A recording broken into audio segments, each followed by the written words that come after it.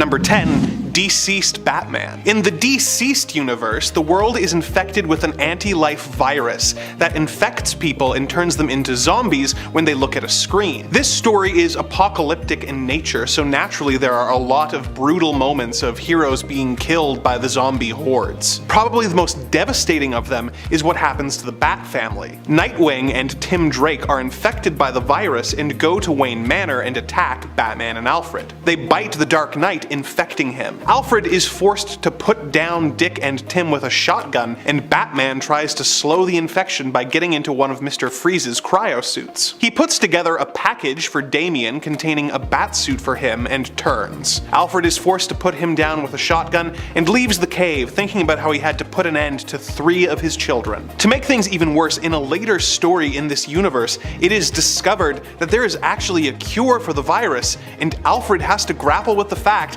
that he killed his sons when they could have been saved. Number 9. Old Man Logan. On Earth 800,007,128, where the Old Man Logan story takes place, Captain America's old foe, the Red Skull, managed to organize all of the Earth's supervillains and used them to defeat all of the heroes of their world and take over the United States. As he explained to a dying Captain America, Abomination was given California, although a crazed Hulk gang would eventually take this over. Dr. Doom was given the Bible Belt, and Magneto was given Las Vegas, although this was eventually taken over by the Kingpin. Red Skull took over the White House and installed himself as dictator. Worst of all was how the villains defeated the X-Men. Wolverine was monitoring the situation with Jubilee when the X-Mansion was suddenly attacked by supervillains. As the children fled, Wolverine made a brave final stand against the bad guys, cutting them down one at a time until there were none left. It was then that Mysterio revealed that the whole thing had been an illusion, and Logan had been attacking his own teammates the entire time. This was so devastating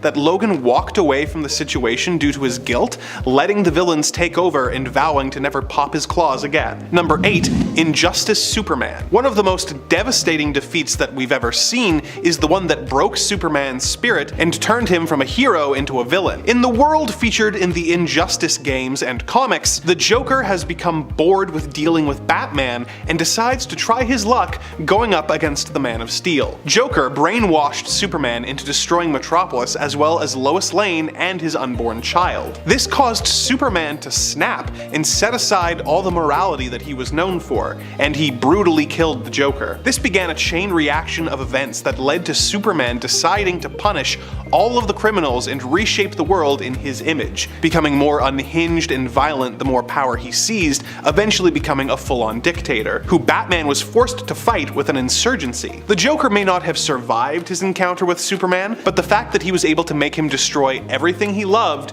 break his moral code, and turn into the very thing he was fighting against, plunging the world into a horrifying dystopia, makes this a pretty good win for the Clown Prince of Crime. This Old Man Logan and the Deceased entry would normally rank higher, but as none of these events are canon to the main universe, I've decided to keep them at the bottom of the list so we can focus on defeats that actually happened. Number 7. You Are Not My Father. Probably one of the most emotional fights, especially when we consider that at the time we had a lot of complex emotions about, well, at least one of these people, happens between Professor Charles Xavier and his star pupil, Scott Summers, aka Cyclops. I'll let you guess about who he had complex feelings about. This one went down during the events of Avengers vs. X-Men. It happens at a tense time in the history of the X-Men, not just because they were up against and at conflict with the Avengers as a result of a debate about what to do with the incoming Phoenix Force, but because of the revelations that had happened in recent years in regards to Charles's more shady practices, like not telling his students that the danger room they were training in had actually itself become a sentient AI mutant who was in essence kind of being oppressed by the headmaster of the Xavier Institute, for example. In the end, Charles attempted to talk down Scott, who at this point had the full power of the Phoenix Force, or he takes the full power of the Phoenix Force during this fight, and uses it at his fingertips. Basically, he was also being corrupted by that. Himself filled with a bunch of complex feelings at the time in regards to Charles, Cyclops ends up refusing his once mentor's hug help, and instead kills him in a blaze of phoenix flames. Despite the fact that Charles at this point was a controversial figure, he was still, I would say, considered to be more hero than villain. And despite the fact that Cyclops himself is usually known for being a hero, he still defeated a man often also known for his own heroic and idealistic dreams. Number 6. The day the proudest, most noble man ever finally fell. Obviously, I'm kinda trimming down that quote a bit, but it just fits a little bit better in my point. What an iconic defeat. So iconic it not only shook the comic book world, but also the everyday world as well, making headlines. And sure, all in all, this was kind of a publicity stunt to help boost comic sales, but it also became a huge story for comic book fans everywhere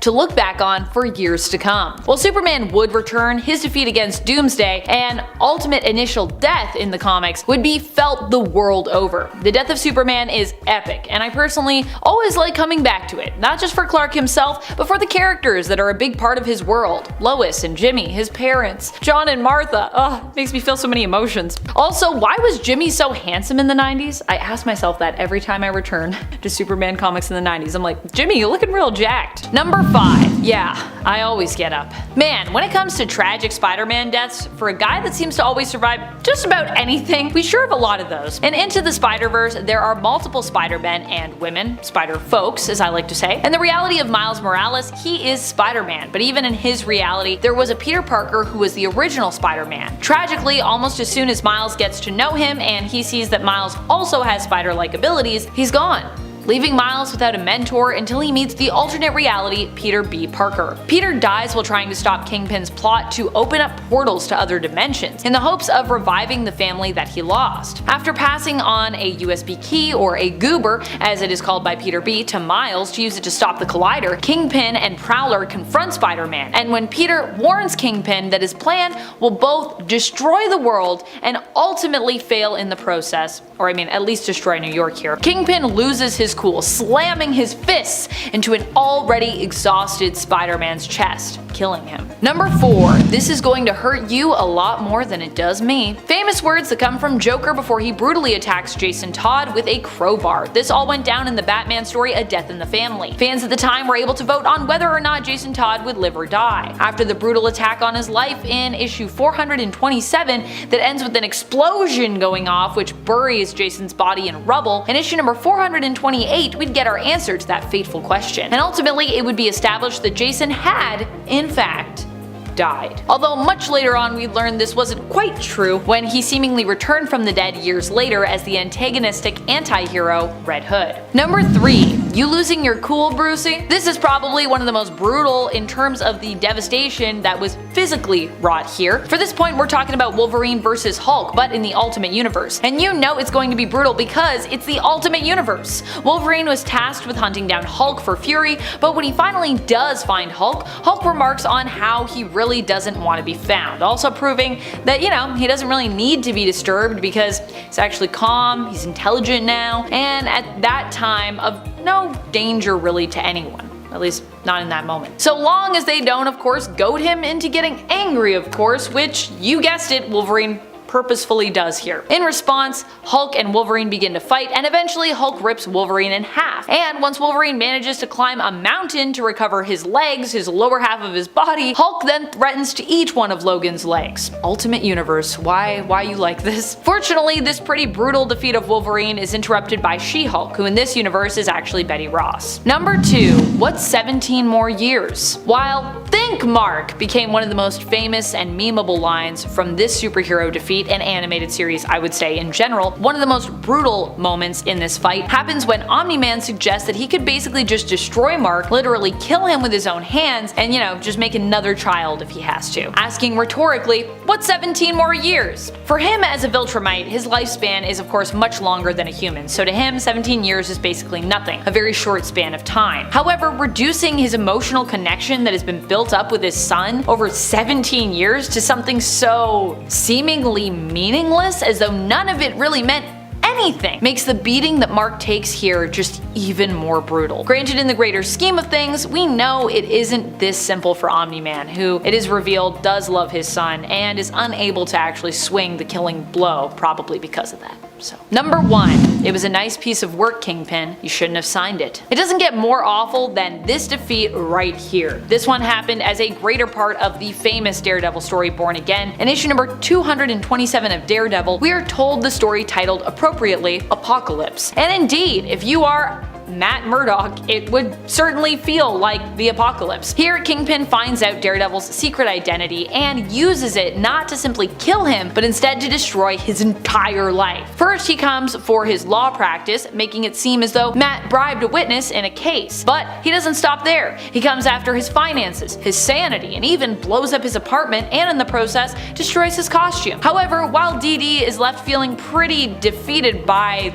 that point of the whole thing when his apartment goes boom at the end of this issue, he at least now has a name to pin this all on, seeing it all as the work of none other than Kingpin. So that's a plus, I would say. At least he has like a vendetta now. Keep him going. Number 10. Goku. This fight was non-canon but has been the focus of more than one death battle video. Unfortunately, the odds of this happening in the pages of a comic or a manga seem slim, but hey, you never know. The only reason I'm actually ranking this one so low though is because of its non-canon status. Because who wouldn't want to watch a fight and see Superman triumph over Goku at the very end? We all assume these two would have a great fight as they seem so evenly matched, both being from very strong alien races and almost the last of their kind. Goku got bested both times due to his desire to keep it a fair fight. In one of the death battle videos, Goku actually could have won if he had decided to use kryptonite, but he kind of felt like it was cheating, so wah, you lose. Goku just wants to win on brute strength alone. It's all about the power levels.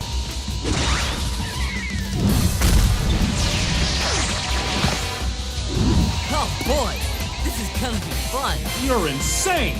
Number 9. The Elite. This entire team of anti-heroes got Superman's attention after they started dispatching villains in a brutal and violent way, even killing them. Superman, being very anti-violence, disagreed with their methods and told them to stop it. But their leader, Manchester Black, a powerful telekinetic, refused, laughing in Superman's face. Much to Kal-El's dismay, the team also seemed to be gaining popularity among civilians. The team and Superman eventually came to blows, and just as they thought they had won and defeated him and potentially killed him, Superman reappeared and seemed to hang up his morals momentarily in order to kill them all. The whole battle had been filmed and broadcast, so Manchester Black at least was able to declare that this proved that Superman was no better than they were. He was actually the only one left alive at the end, although Superman did apparently zap his powers away from him.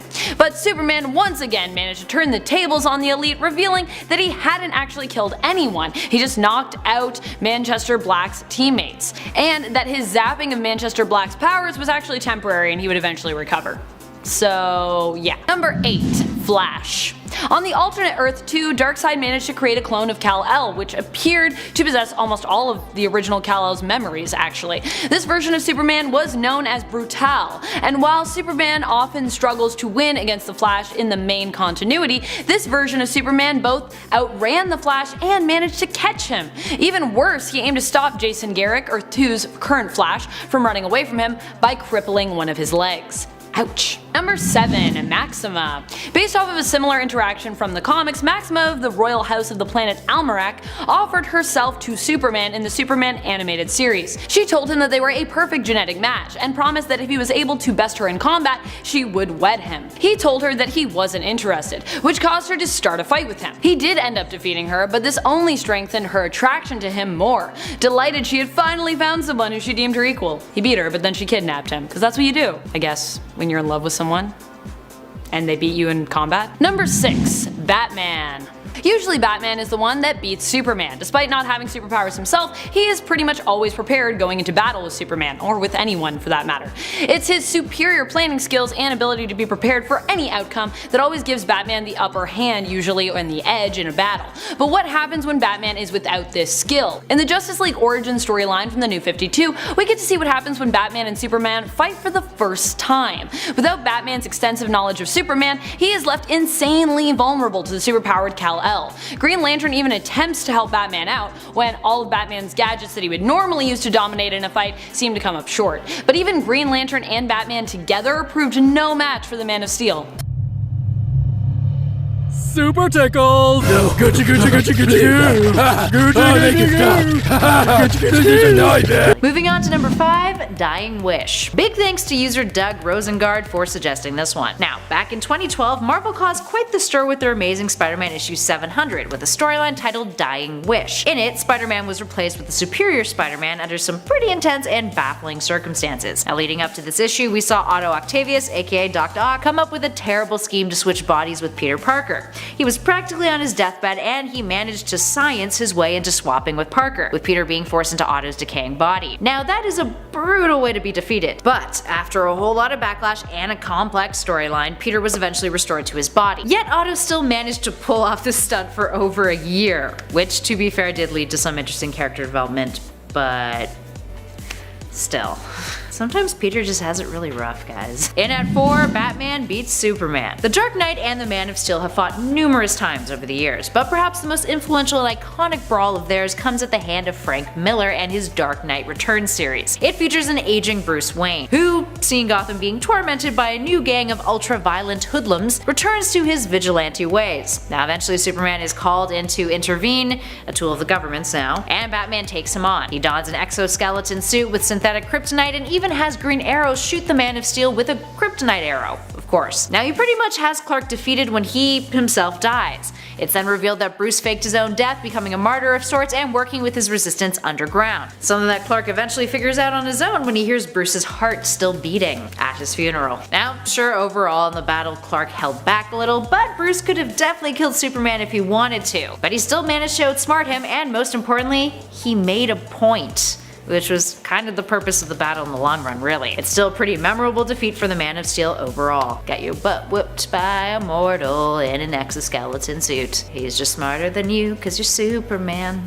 And sometimes you're not bright. And at number 3, Kingdom Come. Now big shout out to user Kingdom Come Superman who dropped this suggestion in the comments of our part 1 video. Kingdom Come, a 4-issue series penned by Alex Ross and Mark Waid under the Elseworlds imprint, was released in 1996 to rave reviews. The story, a deconstructionist tale set in the future, follows the increasing conflict between traditional superheroes of the past and a new generation of metahumans taking their place. They're incredibly amoral and irresponsible, and some of them are even the children of previous heroes to boot. Major spoilers to follow if you have not read this / want to. In the end, see, spoilers, the United Nations ends up deploying 3 nuclear warheads against the metahuman threat. Batman and Wonder Woman manage to stop 2 of them, but the last one still blows up, except it does considerably less damage thanks to Captain Marvel Billy Batson. Now most of the metahumans are killed in this explosion, and Superman ends up flying over to the UN, threatening to destroy it as a punishment for the massacre that they caused. Luckily he calms down and agrees to be an advisor for the UN in the future, but still, that's kind of a major loss. Metahuman massacre? Yeah. Bad. Speaking of massacres, and at number 2, the Infinity Gauntlet. In 1991, Jim Starlin penned a 6-issue limited series that put his creation Thanos in the forefront of a massive Marvel conflict that spanned the entire universe. Starlin had been gearing up to this with Thanos, who was hunting down the Infinity Gems previously in order to become omnipotent in the name of the entity Death, whom he loved. Now he was going to prove his love to her by eliminating half of all living beings in the universe. Which he did, and yes, he snapped to do it, that's where they got it from. But unlike the MCU version, Thanos collected all of the gems, built himself a nifty little HQ in space, kidnapped his brother and his granddaughter Nebula, tortured them, and then had to deal with Adam Warlock gathering all the remaining superheroes who hadn't disappeared, along with a bunch of cosmic entities and other powerful beings to take him on in an epic onslaught. Thanos would crush them all though, and it wasn't until he let his guard down that Nebula managed to swipe the gauntlet from him, which eventually led to his temporary downfall. But regardless, that epic battle we mentioned, it resulted in some of the most brutal defeats. Vision had his insides yanked out. Cyclops, in beautiful irony, had his head stuck in an indestructible box as he was trying to use his optic blast, which incinerated his head. Wolverine's adamantium bones were turned into rubber, and Cap, well, Thanos just kinda bitch slapped him, so no one's really coming out of that one feeling good about themselves, are they? And finally, last but not least, in at number 1, the MCU Avengers Infinity War. Speaking of the Infinity Gauntlet, let's take a look at the Marvel Cinematic Universe adaptation of it, or rather the storyline that was largely informed by it, in Avengers Infinity War. For starters, fans of the comic and the films will already know this. The stories are not the same. Infinity War mainly adapts elements from the Infinity Gauntlet comic, and the big loss in that film that we're talking about at this number is basically a giant spoiler for the entire movie and played with the elements of the original. Instead of all of the heroes going after Thanos after he snapped, they all tried to stop him from getting the Infinity Stones and failed. Now Thanos snaps and bam, there goes half of all living things in the universe. It was a very bold choice for an ending as far as Marvel Studios was concerned. It was bleak, heart-wrenching, and also set up Marvel to make a crap ton of money with the film's follow-up Avengers Endgame. And in that film, well, let's just say there's a resolution, in case you're one of the only people on the planet who hasn't seen the movie. Number 10. Punisher. The Punisher's main death came at the hands of Daken, who managed to slice up Frank Castle and decapitate him. Being that the Punisher is just a normal guy, wouldn't think that he'd manage to come back from that. But he did. He later is resurrected by Morbius and the Legion of Monsters, and becomes Frankencastle for a time before eventually being restored to his normal human self. In alternate universes, Frank has even become in a sense his own enemy, taking his own life, like when he took out the entire Marvel universe. Considering how conflicted of a character Frank is, his struggle with depression is pretty understandable. More recently, in 2019's Punisher, he was suspected dead after being shot by Black Widow and falling off the top floor of Fisk Towers. However, it was later revealed that Ghost Rider had saved Castle and that he was still alive. They faked us out. They faked us out there with that one. Number 9. Barry Allen. With time travel, of course, comes a lot of risk, so it's not surprising that many of the Flashes have had to face death multiple times. One of the most famous to sacrifice himself and return is Barry Allen. His most notable death was during Crisis on Infinite Earths, when Barry ran so fast he managed to counteract the antimatter radiating from Anti-Monitor's Doomsday Machine, running so fast that he could actually feel the time stream, and ended up killing himself in order to save everyone. This death was so meaningful and so powerful that we actually allowed Barry to remain dead for over 20 years. But eventually, Barry would return, emerging from the Speed Force, and we'd find out that he never really died fully, just physically kinda died. But of course, that revelation was kind of a retcon. Barry has also had to watch a version of himself die in the End of the Road story, and has had his past self die before the events of Crisis, only to be saved by Wally in the story Chain Lightning. Number 8. Iron Man. And if we're including the number of times that Iron Man faked his death, the amount of times he's died nears the double digits. My favorite of his fake deaths being when he was receiving criticism for going after everyone, villains, superheroes, and government agencies included, who were using his tech. Now, instead of offering an explanation for why he felt he was in the right and explaining his good intentions, Tony Stark created a fake identity, known as Randall Pierce, and faked this character's death by allowing his red and silver armor to be blown up without him in it during Armor Wars. He then later kind of showed up sounding exactly like that character and being like, yeah, I'm Tony Stark now, it's fine. When it comes to actual deaths, we have his tragic MCU counterpart's death in Endgame, but on the other end, we also have the ridiculous story and subsequent death of Tony in The Crossing, allowing Stark to come back as young Tony Stark. Oh, The Crossing, what a weird time. Number 7. You'll only be remembered as a madman. Professor X really cannot catch a break. In almost every universe he is in, he dies at some point, and usually pretty terribly. And in the case of the Ultimate Universe, he died by having his neck snapped by Magneto during Ultimatum. But hey, at least he got an on-panel death. Very few were quite so lucky during Ultimatum, though it does feel weird to call being defeated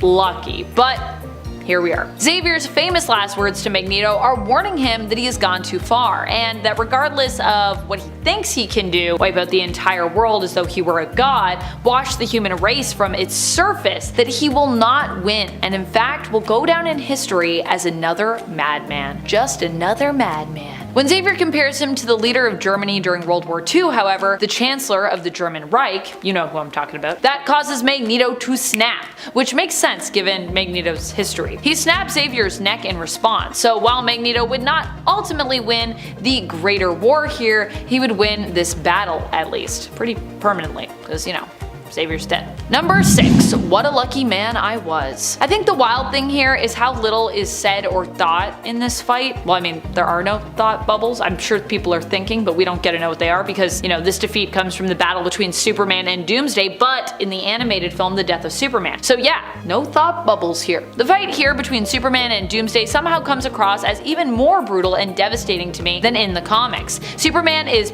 choked by his own cape at one point, which Doomsday rips in the process, and when Superman is ready to give up, it is Doomsday's direct threat to Lois Lane, who tosses a rock at the brute in the midst of the fight, brave Lois Lane, that inspires Superman to get up one last time. Lois shares that she got Clark's note, and she confesses that she shares his feelings and actually loves him back. Not willing to see the woman he loves die, Superman takes one final swing at Doomsday and manages to break his neck, twisting his head all the way around, killing him. However, this final punch also seals Superman's fate, using his last bit of strength before he too perishes. In the comments on part 1, someone actually talked about how Superman's death here while fighting and defeating Doomsday in any of the versions of this story could be seen as a victory because he did accomplish what he set out to do. And while I agree with that sentiment, because yeah, Superman does defeat Doomsday, Doomsday also robs Metropolis and the world of one of its most powerful heroes during this fight. And so in that way, Superman is kind of also defeated. I mean, he loses his life, so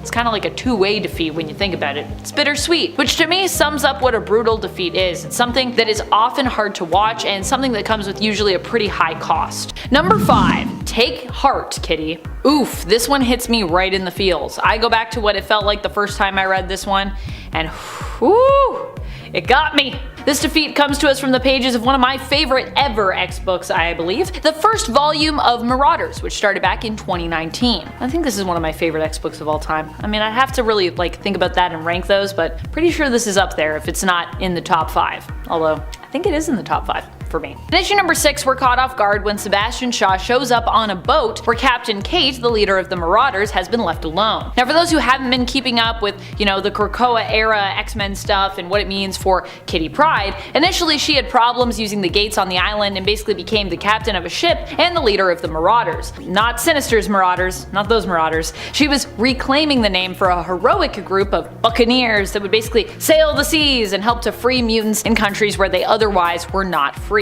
helping to bring them to Krakoa. And honestly, the team is also star-studded. Here, Kitty preferred to go by Kate. That is, until she died. Sebastian Shaw shows up to attack Kate with fast-growing Krakoa seeds. Considering she can't use the gates and currently can't phase through Krakoan materials, Kate becomes restrained as a result. Lockheed is netted and tossed overboard, and Kate is left to sink alone, along with the ship she is on, which Sebastian of course blows a hole in. This plot point is made even more devastating by the implication that Kate will not be able to be resurrected, as this plot point is made even more devastating by the implication that Kate will not be able to be resurrected by the Five as a result of her inability to interact with Krakoan gates.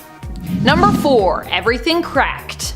The Final Crisis story is all about the brutal defeat of superheroes and really kind of like everyone on Earth. Final Crisis was the story of how Darkseid basically took over the world by broadcasting the anti-life equation to everyone on the planet via email, text, radio, and television broadcasts, basically making them realize that he is the one true ruler of everything, and so they may as well just give up and surrender to him.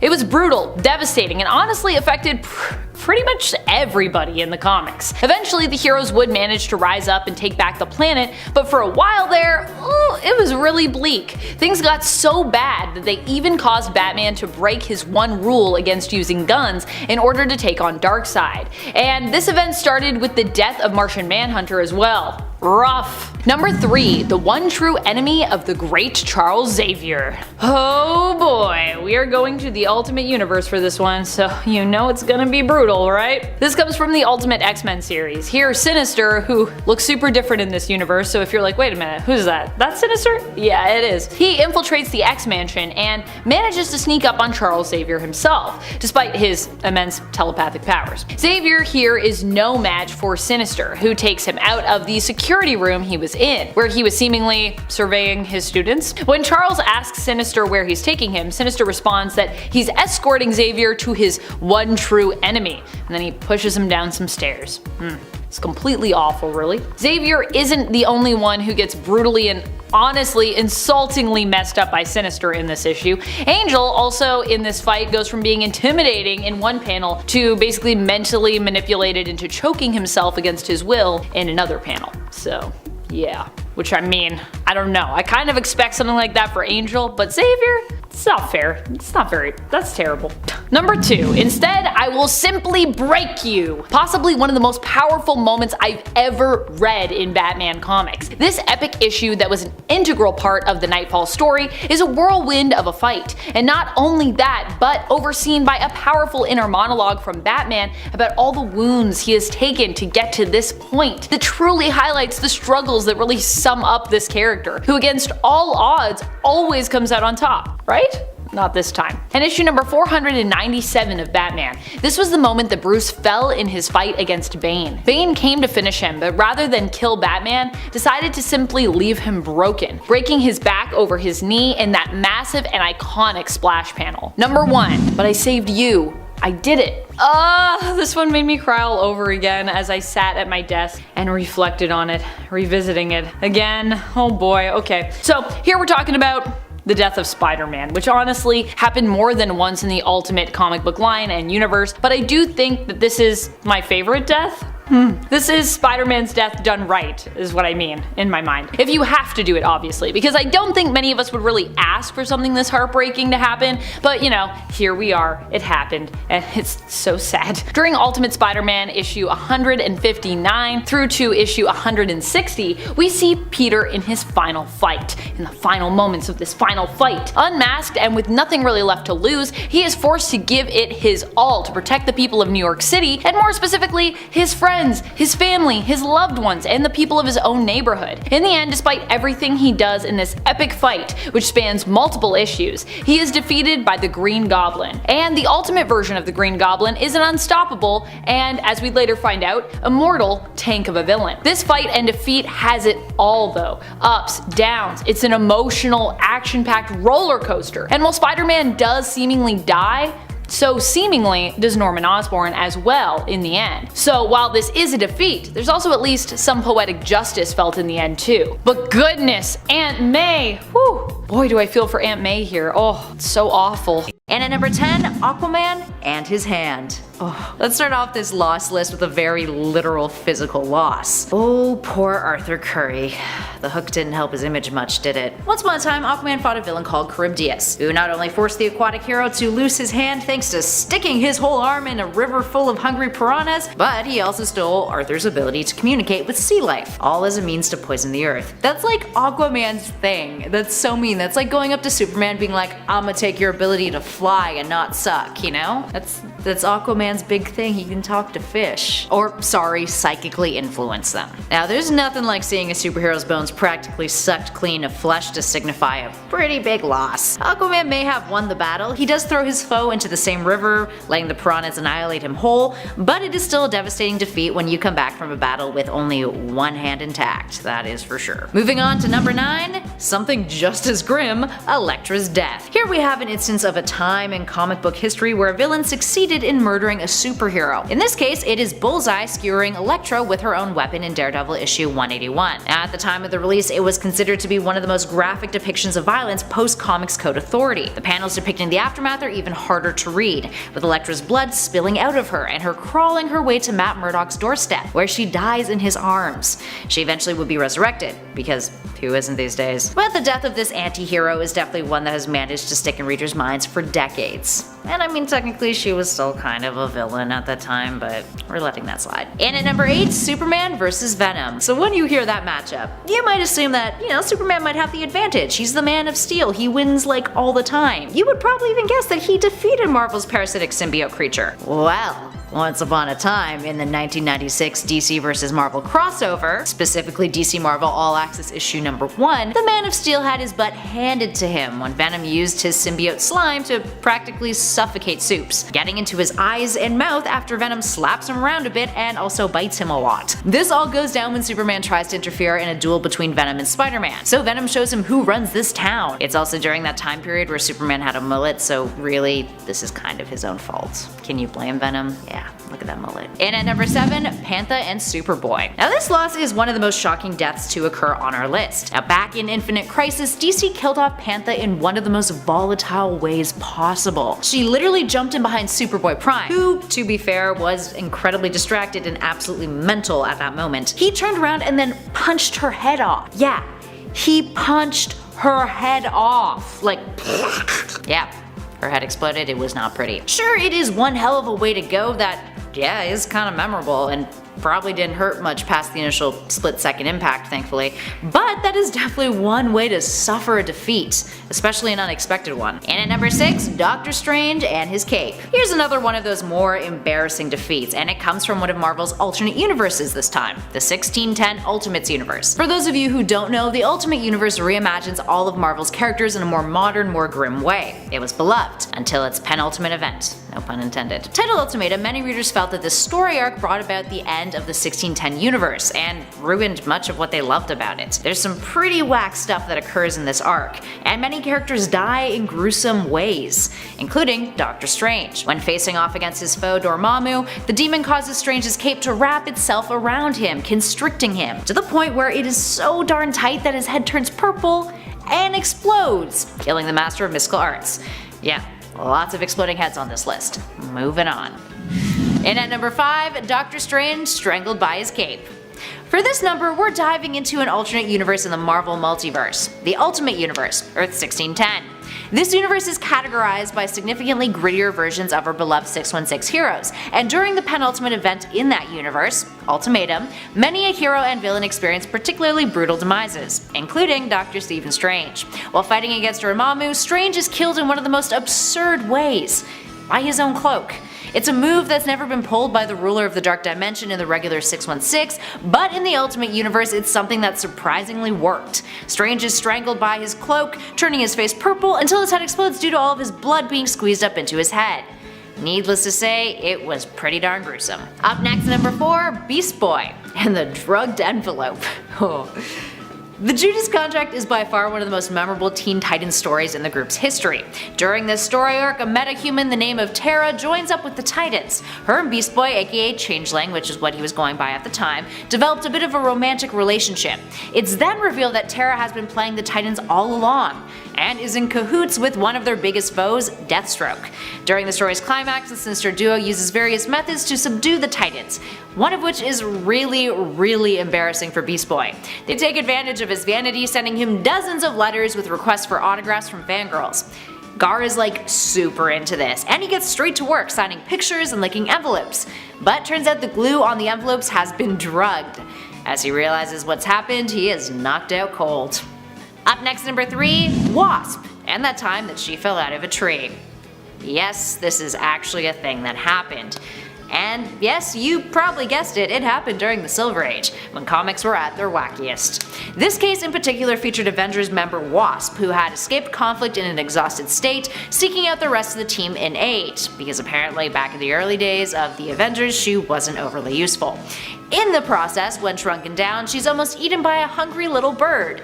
But after growing in size, the tree branch that she was perched on snaps, and she falls to the ground, unable to shrink down in time to save herself. So she lands on the ground and is knocked unconscious. Perhaps my favorite part of these panels is the very end, where the final panel reads, "But now we must leave the fallen Avenger as she lies silent and still in the lonely glen, for there are other urgent matters which concern us."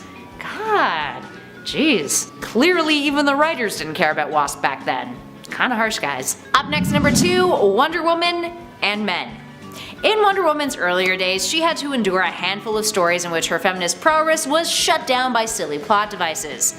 Like this one. According to the Amazonian law in the Golden Age, if a man ever binded Wonder Woman's bracelets together, she would lose her powers. Seems kind of counterintuitive to her character, doesn't it? Part of this was because of her creator William M. Marston's BDSM background and influence on Wonder Woman's characters. Case in point, when this occurred, Wonder Woman has a thought bubble that reads, "When an Amazon girl permits a man to chain her bracelets of submission together, she becomes weak as other women in a man-ruled world." For sake. I mean, yes, it was the 40s after all. We're just glad this silly stipulation has been retconned out of existence. Last but not least, in our number 1 spot, Deathstroke kicks the JLA's butts. This is arguably the Justice League of America's most embarrassing failure. Potentially. In the Identity Crisis storyline, Elongated Man's wife, Sue Dibney, is murdered, with Dr. Light presumed to be the murderer. Over the course of the story, it becomes apparent that members of the Justice League have been in on a whole controversial mind-wipe scheme that individuals like Batman were not privy to. It's a whole lot of moral grayness, and the way Sue's rape at the hands of Dr. Light was approached is something that the story gets a lot of heat for. Spoiler alert, the JLA's response was to mind-wipe everyone who was involved. Batman was also mind-wiped in order to prevent him from making everyone take the moral high ground.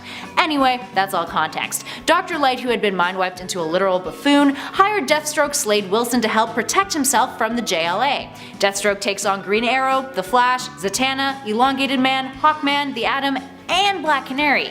And guess what? Deathstroke won. Coming in at number 10, we have Quicksilver, the speedster that both Fox and Disney were throwing into the movies, which had a lot of comic fans confused. Like, how many nerds out there had to explain to their friends why the same character was in 2 movies but played by different people, but they weren't in the same universe? Thankfully, the MCU is now all connected and we don't need to have that conversation again, as long as Sony doesn't try to rip Spider-Man away from us. I couldn't handle that another time. For fans of the X-Men comics, you will be well aware of the House of M storyline. This was one of the most monumental events that has ever happened in the Marvel Universe, and it changed the mutant race forever. Scarlet Witch was going through an immense amount of emotional stress, and she was at her breaking point and decided that she would use her reality-altering powers to reshape the world forever. She called out, "No more humans," and the population of superpowered beings that was in the range of 1.2 million was now pulled down to less than 200. Over 1 million mutants were stripped of their powers, and Quicksilver was along with them. I wonder how it felt experiencing the crushing boredom of traffic for the first time ever in your life. Coming in at number 9, we have the Green Lantern. Hal Jordan has often been used as a representation of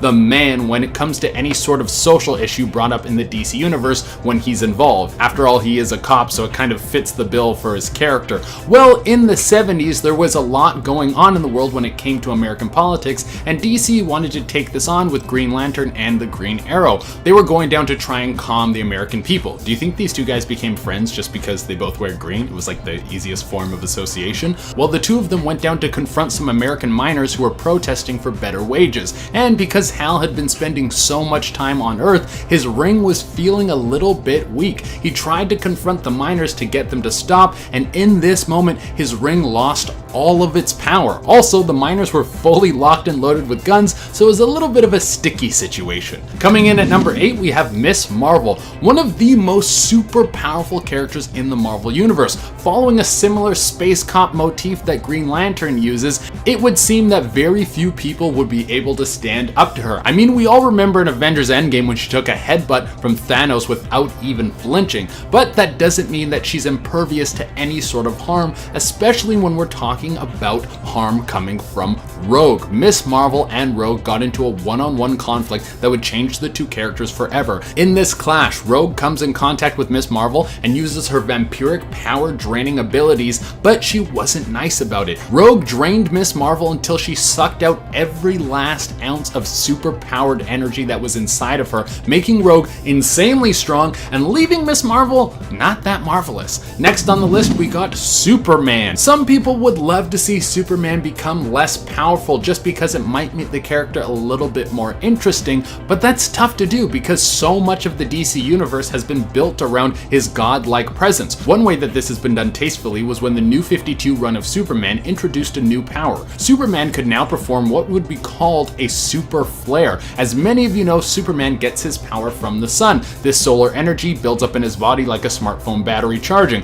On a few occasions, when he comes out of contact with the sun for too long, he will lose his powers and all of his abilities. But with this super flare, he can unleash all that energy stored in his body in one blast like a massive nuke. However, when he does this, he will be without his powers for 24 hours as his body sucks in that good sunlight. Next on the list, we have Storm, one of the coolest comic book characters ever created. I've always been a fan of any hero who has storm powers because there is so much you can do with them. Got a fire? Bring in some rain. Got a big monster? Hit it with some lightning. Got a town that needs clean energy? Build a windmill and then create some wind. But in Uncanny X-Men issue 185, Storm would no longer be the queen of weather. This was because the future mutant Forge worked with Henry Peter Gyrich to come up with a weapon that could be used to neutralize a mutant's powers. See, Gyrich was a little bit peeved because Rogue had recently gotten into a major conflict with S.H.I.E.L.D. This led to Gyrich attempting to depower Rogue with this newly crafted weapon, but a misfire led to it hitting Storm. Number 5. The death of Superman. When a brutal and savage creature called Doomsday came to Earth, he had only one thing on his mind: destruction. He destroyed a small town and tore through the Justice League as they attacked him. No matter what was thrown at him, Doomsday would not go down. It soon became clear as Doomsday continued to shrug off attacks that this was a job for Superman. Superman went up against the creature as Metropolis bore the brunt of the damage. Doomsday was so powerful that Superman had to use the full force of his powers without holding back at all. He took an incredible beating, but managed to kill the creature in the end. Unfortunately, he had taken so much damage while doing so that he passed away in the arms of a distraught Lois Lane. So really, this fight is more of a tie when you think about it. The world was devastated at the loss of Superman as they mourned their hero in a massive funeral and wondered what would become of them now. Perhaps the most devastating element of this affair was that Superman's parents, John and Martha Kent, weren't able to attend their son's funeral as his secret identity would be compromised, and because Superman was entombed at a Metropolis memorial, they were unable to bury their son and instead had to bury a few of Clark Kent's possessions instead. Number 4. A death in the family. The Joker has made a long career of making Batman miserable by racking up massive body counts while enacting twisted schemes to bring Gotham City to its knees. Batman is usually able to stop the Joker before he achieves his ultimate goal, but sometimes the Clown Prince of Crime gets the better of the Dark Knight. The most infamous example of this was when the Joker captured the second Robin, Jason Todd. He beat him with a crowbar and left him in a warehouse that was rigged to explode. Batman almost got there in time to save Jason, but Robin was blown to smithereens. Batman tried to arrest the Joker, but in a bizarre twist, because the Joker was acting as the ambassador to Iran at the time, he was not charged with the crime due to diplomatic immunity. Batman did stop the Joker from completing his plan to gas the UN, but considering that Batman considers losing Jason his greatest failure,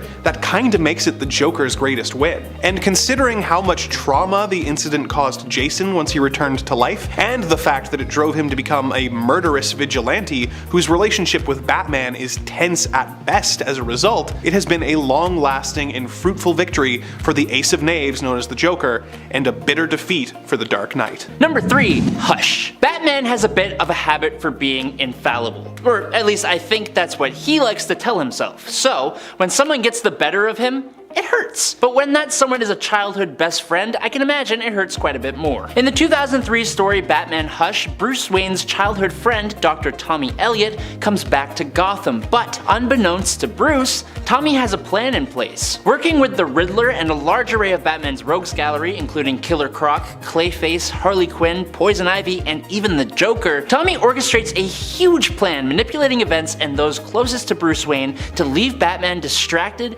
outsmarted, paranoid, and ultimately subdued. He uses intimate details of Bruce's life against him in an attempt to take down Batman and have him unmasked at Arkham Asylum, all in some weird attempt for revenge against Bruce's father and a promise made by baby Bruce. Now, if it wasn't for the intervention of Jim Gordon and a reformed Two-Face, Batman would have completely lost, being broken down over the course of the story by his old friend. Number 2, Pain of the Gods. If we are talking devastating defeats, a really good place to look would be issues 101 to 106 of JLA from 2004, a storyline titled Pain of the Gods that details each member of the Justice League's biggest failures. It is absolutely depressing, but on the bright side, perfect for this list.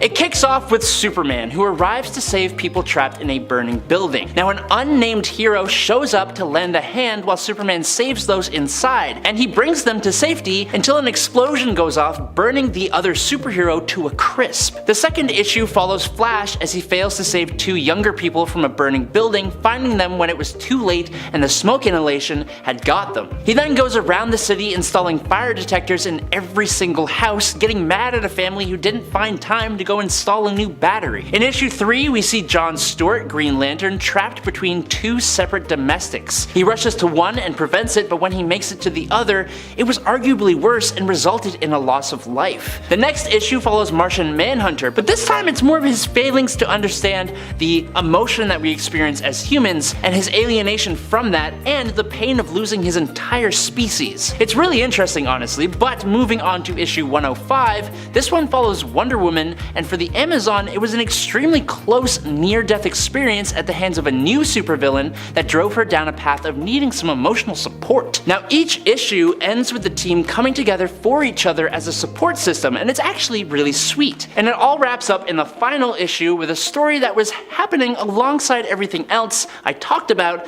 but I'll leave that for you to read for yourself because it's really cool and I think you'll like it. And finally, in at number 1, it's Nightfall. There are many deranged and off-the-wall villains in Batman's rogues gallery, and while the Dark Knight has suffered losses and defeats at the hands of a few, none of those defeats are as infamous as the one he suffered at the hands of Bane. By issue 11 of the Broken Bat part of the arc, Bane had managed to find out that Bruce Wayne was indeed Batman. Bane surprised Bruce at his home, pumped himself with venom, and laid a brutal beatdown on the Dark Knight in his own home. The fight continued on into the Batcave, and being completely taken by surprise, Batman is on his last legs when the venom-fueled tank of a man lifted Batman over his head and dropped him spine first onto his massive back-breaking knee. This brutal move, captured in one of the most iconic panels ever, put the Batman completely out of commission, requiring him to choose another to fill his role as the protector of Gotham until he could make his final triumphant return. At number 10, we have A Fight Under a Red Sun. In 1978, there was a comic with an evil alien leader called Ratlat that comes to Earth looking for Earth's champion to fight his champion. Superman and, drumroll please, Muhammad Ali nominate themselves. I mean, it's 1978, that's the year that Ali became the first heavyweight champion to win the belt 3 times, so it makes sense. The alien leader decides they should first fight to see who is the best. And to make it fair, they have a fight off-world in the light of a red sun, thus making Superman just like the rest of us. Funny enough, Ali crushes him, like no question about it. Then he goes and fights the alien's best fighter and beats him too. That's right, Ali becomes the greatest fighter in the universe. Then, because Superman is weakened, he also saves him and helps him get his powers back. At number 9, we have A Life-Sucking Plant. Eat Your Heart Out, Poison Ivy. In The Man Who Has Everything, Robin, Wonder Woman, and Batman are heading to Superman's Fortress of Solitude for his birthday party. I know, super cute, right? I guess I never really think about the fact that, supers have birthdays and stuff like that, so cute. However, instead of getting his drink on to celebrate or putting out snacks for his guests, he is under attack by Mongol, who has brought along Black Mercy. What is that, you might ask? Well, it is a plant that lulls you into a dreamlike state while it sucks the life out of you. I know, it's a very, very evil plant. Wonder Woman and Batman end up under its control in the heroic efforts to save Superman. Enter Robin. This is his moment to shine. Robin intervenes just before Mogul kills Superman and places the Black Mercy on Mogul instead. At number 8, we have an altered future. In Justice League 3000, there is a universe that is controlled by 5 super beings. To battle these guys, the Justice League is brought back to life, but without their full powers. It almost gets comical in my mind at this point. Superman, since he is essentially a god, is brought back a lot weaker than the rest. I guess to balance the scale out a bit. The huge point though is that he can no longer fly, and he keeps forgetting that he can't. Thankfully, the one time that he tries to jump off of a big building, the Green Lantern is around and is able to grab him before he falls to his death. It's just kind of a ridiculous one. At number 7, we have the Black Light. In Justice League America Act of God, it shows the aftermath of an unexplainable event called the Black Light, which irrevocably removes the powers of every super being. As you might imagine, this drives a lot of superheroes crazy. It was their purpose in life, and now it's just been taken away. Lois Lane grows tired of just plain old Clark Kent and leaves him. As, maybe no surprise to fans, he ends up getting together with Wonder Woman. Woo, it happens! But their relationship goes south when Clark is just down in the dumps and depressed over it, and Diana is all like hopeful, and this is just a test, and we're all gonna get our powers back. If you just have faith, it's gonna come together. He ends up in a mess. He ends up homeless, living on the streets for a time, but then they make up and they get married and they have a kid. So, it ends on a happy note there, and there's also a hint that the child might carry on the super legacy. There is hope. On to number 6, where we are looking at a sort of time travel thing with a red sun thing. In Justice League Unlimited, there is an episode called Hereafter, where there are villains called the Superman's Revenge Squad. Creative name, I know. In a battle, Wonder Woman is about to get shot by an energy cannon when Superman dives in front of her to save her from the energy, and it vaporizes him on the spot. Twist, it actually transports him 30,000 years into the future, where he awakens with no powers, as he is under the Earth's now red sun. In this future, he meets his immortal villain, Vandal Savage, who actually feels bad about having killed the Justice League and quickening the death of the Earth. And since he has millennials to think over this, he realizes that the quest for power is meaningless. Lucky for Superman, he happens to have a time machine on hand in his mansion that was built on the rubble of Metropolis. So Superman gets a special power source to repower it and repower the superheroes in his time. Vidal tells him everything he needs to know in order to beat his former self, and then Superman heads back to put things right. In at number 5, the Spectre.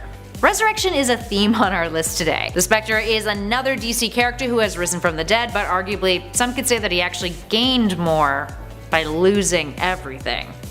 Sort of. First appearing in Morph on Comics issue 52 from 1940, he used to be a man named Jim Corrigan, a hard-boiled cop who was knocked off by thugs while he was on his way to his engagement party. He was stuffed in a barrel, the barrel filled with cement and then dumped into some water. He's brought back to Earth when his spirit is refused entry to the afterlife, with an entity called the Voice returning him to the world of the living in order to seek out revenge. He then kills the thugs who murdered him and breaks up with his fiancée. He was later revived in the Silver Age by Julius Schwartz, leaning into that undead spirit vibe some more, with his powers vastly increasing, making him nigh omnipotent. So maybe he actually gained something from all of this, but also had to leave his mortal life behind.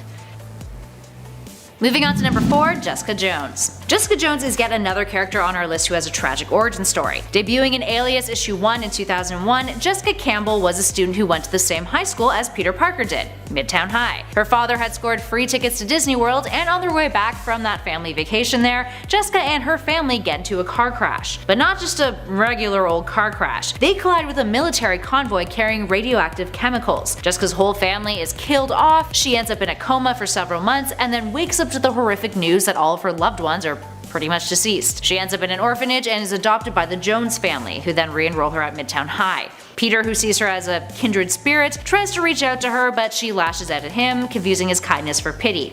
But Parker does inspire her to do something. At this point, her powers of super strength, durability, and flight have manifested, and upon witnessing Spider-Man fight Sandman at Midtown High, she's inspired to put her powers to good use. And then there's that whole thing that happened with Kilgrave the Purple Man, which also did not help matters much, but that's another story for another list. Moving on to number 3, Spawn. Spawn, the demonic character created by Todd McFarlane for Image Comics, who debuted in 1992, lost everything when he was murdered. Before becoming Spawn, he was Al Simmons, a highly intelligent and physically fit CIA agent with a past of working in the Marine Corps and the Secret Service. Working now as a highly capable assassin, Al goes on a mission with his partner and best friend Bruce Stinson, who then betrays him under the orders of their boss, director Jason Wynn. Now, because of the deaths he caused while he was alive, he is sent to Hell and ends up making a deal with the devil to become Hellspawn and work for him, as long as he's allowed to see his wife Wanda one last time. The devil is like, sure, I can make that work, but as most deals with the devil go, there's some conditions that Al did not anticipate. When he returns, he has no memory of his previous life except for the fact that his name was Al Simmons. His body has been badly burned, and in addition to this, he now has a demonic guardian overseeing him, named the Violator,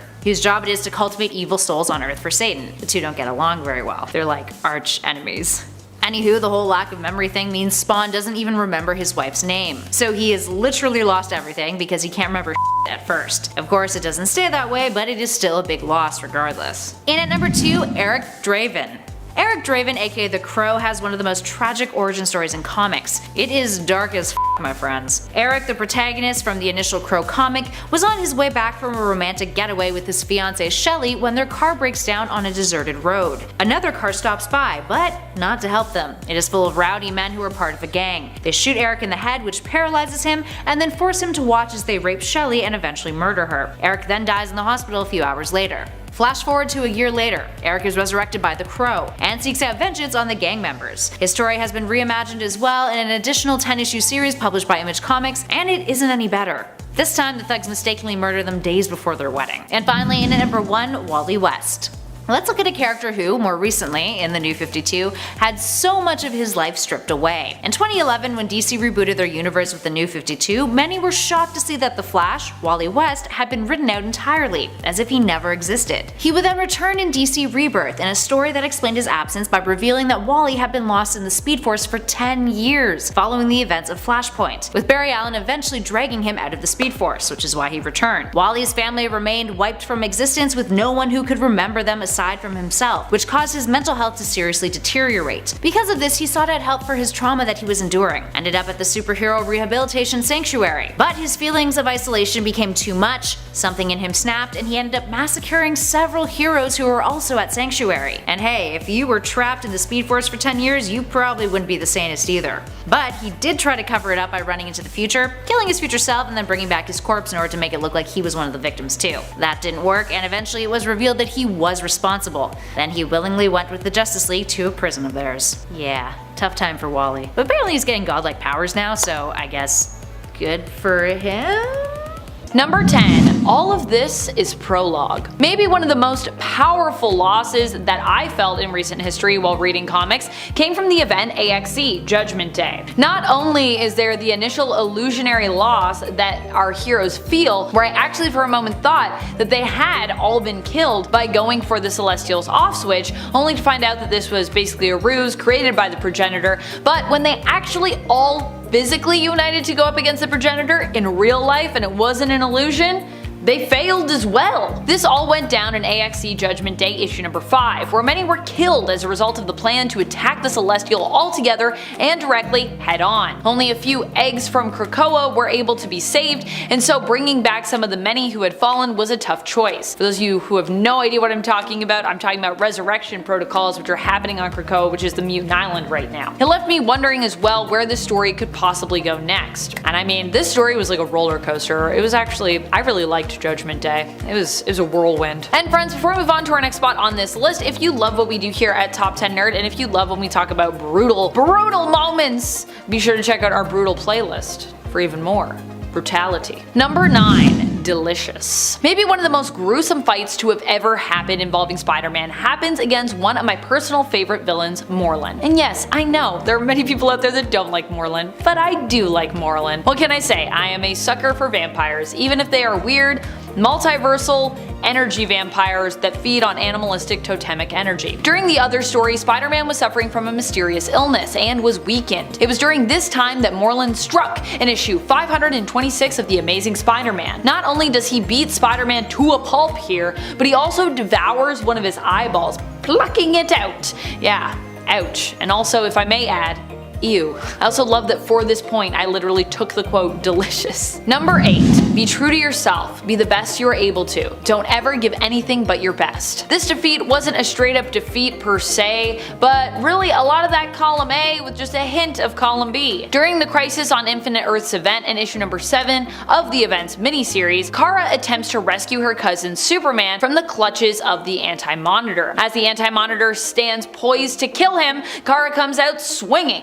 Here, Supergirl proved just how fierce she can be and how determined when it came to protecting others. Ultimately, she was defeated and even killed in this fearsome fight, but at least she did succeed in destroying Anti-Monitor's machines here, and with the help of Dr. Light, saving Kal. Supergirl sacrificed her life to save her cousin, but her death also served to remind him of his own mortality. Number 7. Wolverine. For someone with a healing factor, Wolverine sure dies a lot. He's gone to hell only to come back and take hold of his body again, which at the time was possessed by a demon. He has died side by side with the X-Men countless times in both the main continuity and in alternate universes. Wolverine even got his own Death of miniseries in 2014.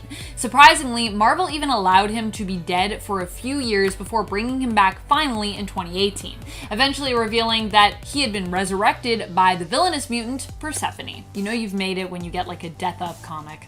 Death of Wolverine, Death of Superman. These are the things. Batman RIP. Number 6. Spider-Man. Spider-Man has definitely died more times than his secret civilian identity has been publicly revealed. I think. Honestly, it makes sense why Peter Parker is always so mopey in the comics. He's got a lot to deal with.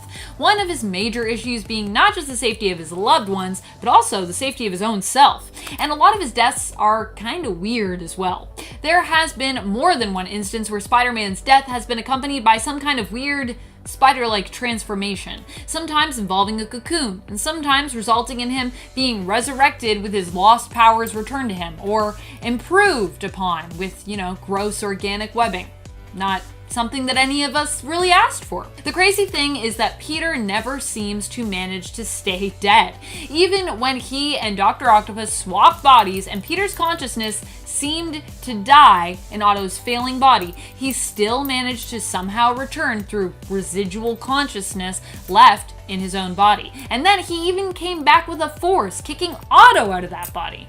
Woo! Right next on the list we have Bruce Banner. Jason Aaron did one of my favorite runs of the Hulk. There was a short series where this time Hulk gets rid of Banner, not the other way around. The Hulk goes to see Dr. Doom, and Doom genetically grows a Banner clone and then surgically removes the section of Hulk's brain which contains Banner and implants it into this new clone. So now the two can coexist without each other. Hulk actually deals with this very well. He checks out the world and ignores everything that the previous superpowered world would bring to him, but it refuses to leave him alone. Banner eventually goes mad and starts making an island of superpowered Hulk beasts with an attempt to recreate the Hulk in his own body. A team of mad scientist hunters commission the Hulk to work with them to take out the newly insane Banner, and the two sides of the same coin go head on, and that's only in the first few issues. It gets way crazier down the road. Right after Hulk, we have Thor. The Asgardian has always had a lot of family problems. If he's not fighting with his brother, it's with his dad or his sister. On one occasion, Odin thought it was time to teach Thor a tough lesson. Because Thor is insanely powerful, he's always walked around as a brutish thug who wants to punch first and ask questions later.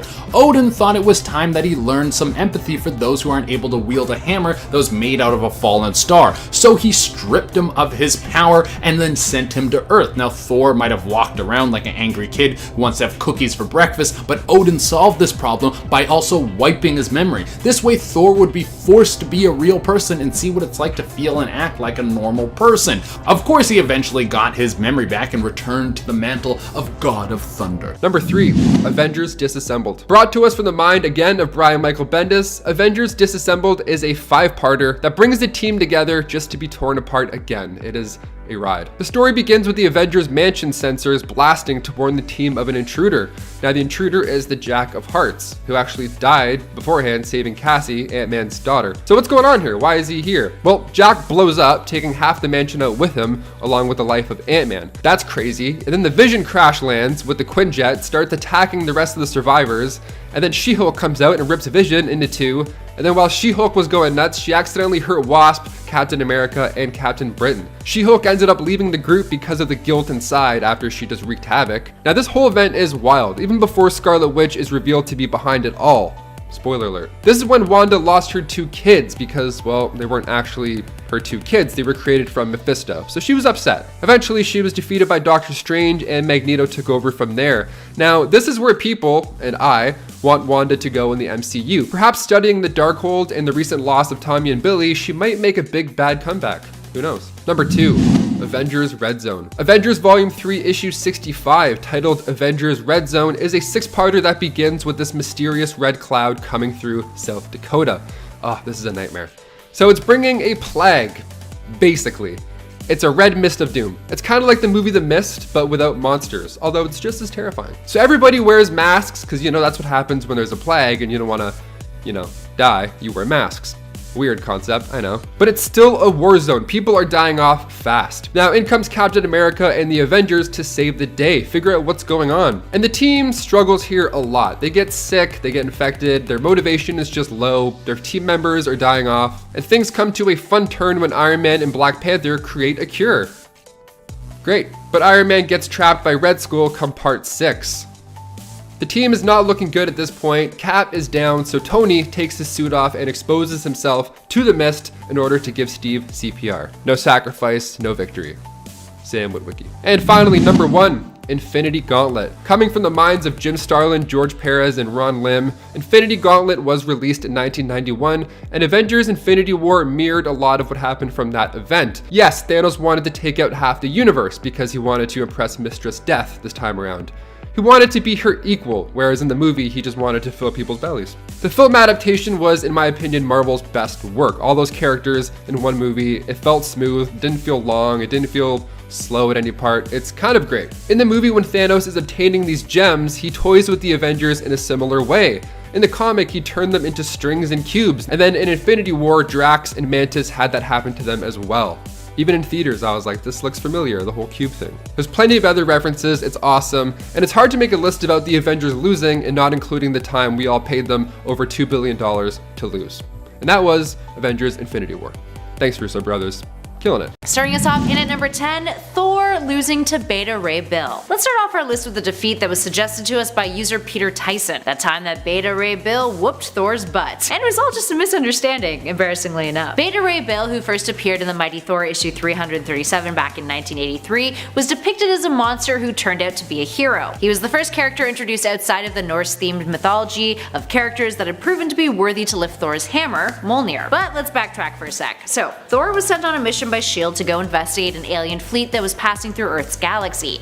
Now when Thor finds the ship, he perceives it as a threat, and the ship spits Beta Ray Bill out of it to fight Thor. Now thanks to a silly hang-up that Mjolnir used to have, Thor would turn back to his normal persona if he was separated from the hammer for more than 60 seconds. It's silly, we know. Bill was able to defeat him, and eventually it became obvious that the whole thing was just one big misunderstanding. But it was still pretty embarrassing for Thor. Now Thor would get Mjolnir back, and as a consolation, Bill was gifted Stormbreaker, the weapon that Thor actually helped craft in Avengers Infinity War in the MCU, although it has a very different origin in the comics. You'll find it. I trust in you. The power of Google is strong. Moving on to number 9, US agent loses his arm and leg.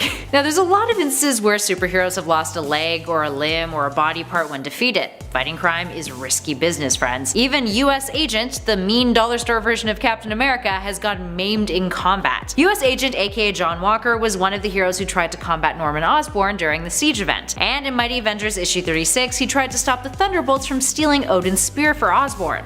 That did not go too well for Walker. The character Nuke managed to get his hands on the weapon first, and then proceeded to use it to chop off Walker's left arm and left leg. In the aftermath, Walker refused to use prosthetic limbs and preferred to move around in a wheelchair, although he would eventually somehow be healed. Still counts as a major defeat though. Up next at 8, Captain Marvel beating Iron Man into a coma. This one actually comes as a suggestion from Black Phoenix 77. That time that Captain Marvel, Carol Danvers, beat Iron Man into a coma. Now in 2016, Civil War II came to fruition. Similar to its predecessor, it saw the superpowered individuals on Earth facing off against each other thanks to a clashing of opinions and perspectives. Rather than Captain America versus Iron Man though, it was Captain Marvel, Carol Danvers versus Tony this time around. It all went down when an inhuman human named Ulysses showed up with a power to perceive the future. Carol thinks it should be used to prevent crime, whereas Tony is all for free will. The story concluded with Carol and Tony duking it out in Washington, D.C., and Carol essentially beat him into a coma in the process. Tony would disappear from the Marvel Universe for about 2 years, returning to his comic Invincible Iron Man in 2018. Speaking of Invincible, and at number 7, Invincible. No relation. Invincible is a series created by Robert Kirkman for Image Comics that ran from 2002 to 2003. It followed the son of a hero named Omni-Man, who was an alien from the Viltrumite race with super strength, invulnerability, enhanced healing, and flight. And he devoted himself to protecting Earth. His son is a hero named Invincible, who's got the same skill set as Daddy Dearest, but was having trouble adjusting to his newfound abilities. Now flash forward to later on in the story, where the narrative takes us to a story arc concerning the Viltrumite War.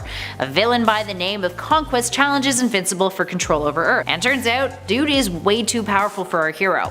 They end up having a rematch of sorts, and Invincible decides he's going to go for the kill by strangling him. But Conquest outsmarts him. Kind of. He punches a hole through Invincible's body and then just pulls out all of his intestines and other bodily bits. Now Invincible manages to hold on through all of that pain and strangles Conquest to death after all, but it takes him a whole 10 months to recover from his insides literally being pulled outside of his body. And yeah, it's a series of gruesome panels, that's for sure. So I guess it's like a defeat but with a silver lining? Or a win with really crappy consequences? You can tell me in those comments below. Up next at number 6, Wolverine ripped in half. Man, poor Wolverine, he's suffered a lot of really brutal defeats, but this one in particular pertains to him and the Hulk. Now the Hulk and Wolverine have been rivals of sorts ever since Wolverine first hit the panels, when the brooding mutant debuted in Incredible Hulk issue 180 in 1974. Although they're both on the side of good, the two have butted heads a bunch over the years. So it makes sense that in the Ultimate Universe on Earth 1610, that we would see a different form of that rivalry emerge. Now for starters, the Ultimate Universe has a tendency to be more volatile than the 616 universe. Characters are significantly more crude, including the Hulk. Dude is pretty much a cannibal on this earth. Now, let's jump over to the Ultimate Wolverine vs. Hulk series, a 6-issue miniseries that has Logan sent to the Himalayas to assassinate Hulk for S.H.I.E.L.D. As you can tell from the title of our number, that did not go as planned. Issue 1 of the series literally begins with Wolverine dragging his upper half through the snow, looking for his lower half, which has gone missing because Hulk. We get to see more of the grisly details of their battle and the aftermath and what follows. But yeah, getting ripped in half definitely counts as a defeat, or at least in my books. To be fair, he was still mobile, but you know, missing the lower half of the body. That quality of life just goes downhill, you know? It's no bueno. If you have your lower half ripped off, you probably bleed out and die eventually. In at number 5, The Punisher.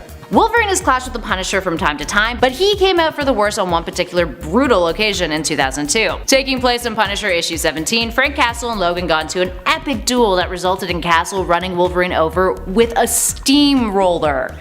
A steamroller, you guys. It's worth noting that he also blasted Wolverine's face off with a shotgun prior, hence why his adamantium skeleton is showing, and he also managed to shoot off Wolverine's testicles in the process. As you can tell, Logan had a tough day. And who do we owe for this immensely brutal display? Garth Ennis, of course. These were the days before The Boys, so you know, he had to blow off steam somehow. Get it? Steam, because it was a steamroller. I'm a comedic genius. Let's move on. In at number 4, Cyclops. The Age of Apocalypse timeline, aka Earth 295, featured a version of Wolverine who went by the name of Weapon X at first. Now this version was in a romantic relationship with Jean Grey, while Cyclops was off working with Apocalypse and was straight up evil. The two of them would get into a fight, Cyclops and Wolverine that is, still being of opposite ideologies even on this alternate timeline, with Wolverine blinding Cyclops in one eye and Cyclops using his optic blast to cut off one of Wolverine's hands. Talk about an eye for an eye, or a hand for an eye? Eventually, this version of Logan would end up getting a cannon on that arm, and went by Weapon Omega, except would become way more of an antagonist by the time the cybernetic enhancements rolled around. Moving on to number 3, Days of Future Past. In 1981, during the famous Days of Future Past story arc in Uncanny X-Men issue 142, Wolverine was practically eviscerated by a Sentinel. Now, Days of Future Past depicts a future timeline in which Sentinels, mutant-killing robots, are working towards a full mutant genocide. The surviving X-Men struggle to stay alive, and at one point, Colossus, Storm, and Wolverine sneak into a facility to destroy some of these robotic foes. Unfortunately, they run into a Sentinel who spots them and immediately wipes him out, zapping Wolverine mid-air after Colossus tosses Logan up in the air to attack him. The Sentinel even gets sassy while he does it, stating, "pathetic organic being," calling him arrogant, insulting that the three mutants even believed their plan would work in the first place. harsh. And at number 2, Magneto. One of Wolverine's most intense losses on Earth 616 comes at the hands of the X-Men's #1 nemesis, Magneto. In 1993's X-Men crossover Fatal Attractions, Magneto returns with his acolytes to confront the X-Men in a story that put Charles Xavier's morality to the test. Now, during the story's penultimate conflict, Magneto is nearly gutted by Wolverine, and in a fit of rage, he tears the adamantium off of Wolverine's skeleton. Think about that for a sec. That's painful. This leads Xavier to lose his crap, and he mind wipes Magneto, making him catatonic. This would inevitably lead to the creation of Onslaught, but that's for another list. Wolverine struggles to stay alive, with the comic depicting flashes of what's going on in his consciousness. Eventually he recovers from his injuries, and we also learn that his claws were actually made of bone all along. Still, it is one of the character's most iconic defeats, and the consequences of Xavier's actions would play a major role in X-Men stories and all of the Marvel Universe's stories shortly afterwards. And finally, in at number 1, the Hulk from the Ultimate Universe. The Ultimate Universe, also known as Earth 1610, has some of the most grim and brutal reimaginings of Marvel characters. Case in point, Bruce Banner's Hulk. Now, this Hulk is trapped permanently in his Hulk form, which he is fine with. He's entirely amoral and is even into cannibalism. Yum. He's considered a last resort weapon by the Ultimates and other teams on Earth because of how destructive and unethical he is. He straight up tried to rape Betty Ross people. Not a good guy here. And in the Ultimate Universe, this grim Hulk still has a rivalry with Wolverine, except takes it to a whole nother level when the two of them are in combat and he rips Wolverine literally in half. He then just leaves Logan lying there still alive on the ground, having to crawl back to his lower half. Now, there's very few images more iconic than the Ultimate Wolverine getting his guts ripped apart by the Ultimate Hulk when it comes to the times that the Clawed Mutant has lost a battle. Number 10, Just His Bones and a Beautiful Memory. This one chokes me up every time. It's not only physically brutal, but emotionally brutal. Like so many superhero defeats that stick with me truly seem to be. In this case, it is Superman himself who is defeated by his friend and ally Wonder Woman. This all goes down in the story from outside of the main continuity, Wonder Woman Dead Earth. In this comic, Diana awakens in a post-apocalyptic world, where she seems to have forgotten what happened to the planet. There was a great war, and following it a great fire, and it is in issue 3 that she actually finds out the truth about what happened to this now dead Earth, and her involvement in that. What happened was the Great Fire, and the Great Fire was her. In the past, in Dead Earth, the Amazons attacked humankind, and while Diana attempted to lead peace talks between both sides, this ultimately fails, and then the humans decide to basically nuke Themyscira. Diana's full power is unleashed when her bracelets are removed, but it's not enough to stop the nuclear strike against her home. In the end, her mom, her sisters, her entire world are all destroyed and lost to her.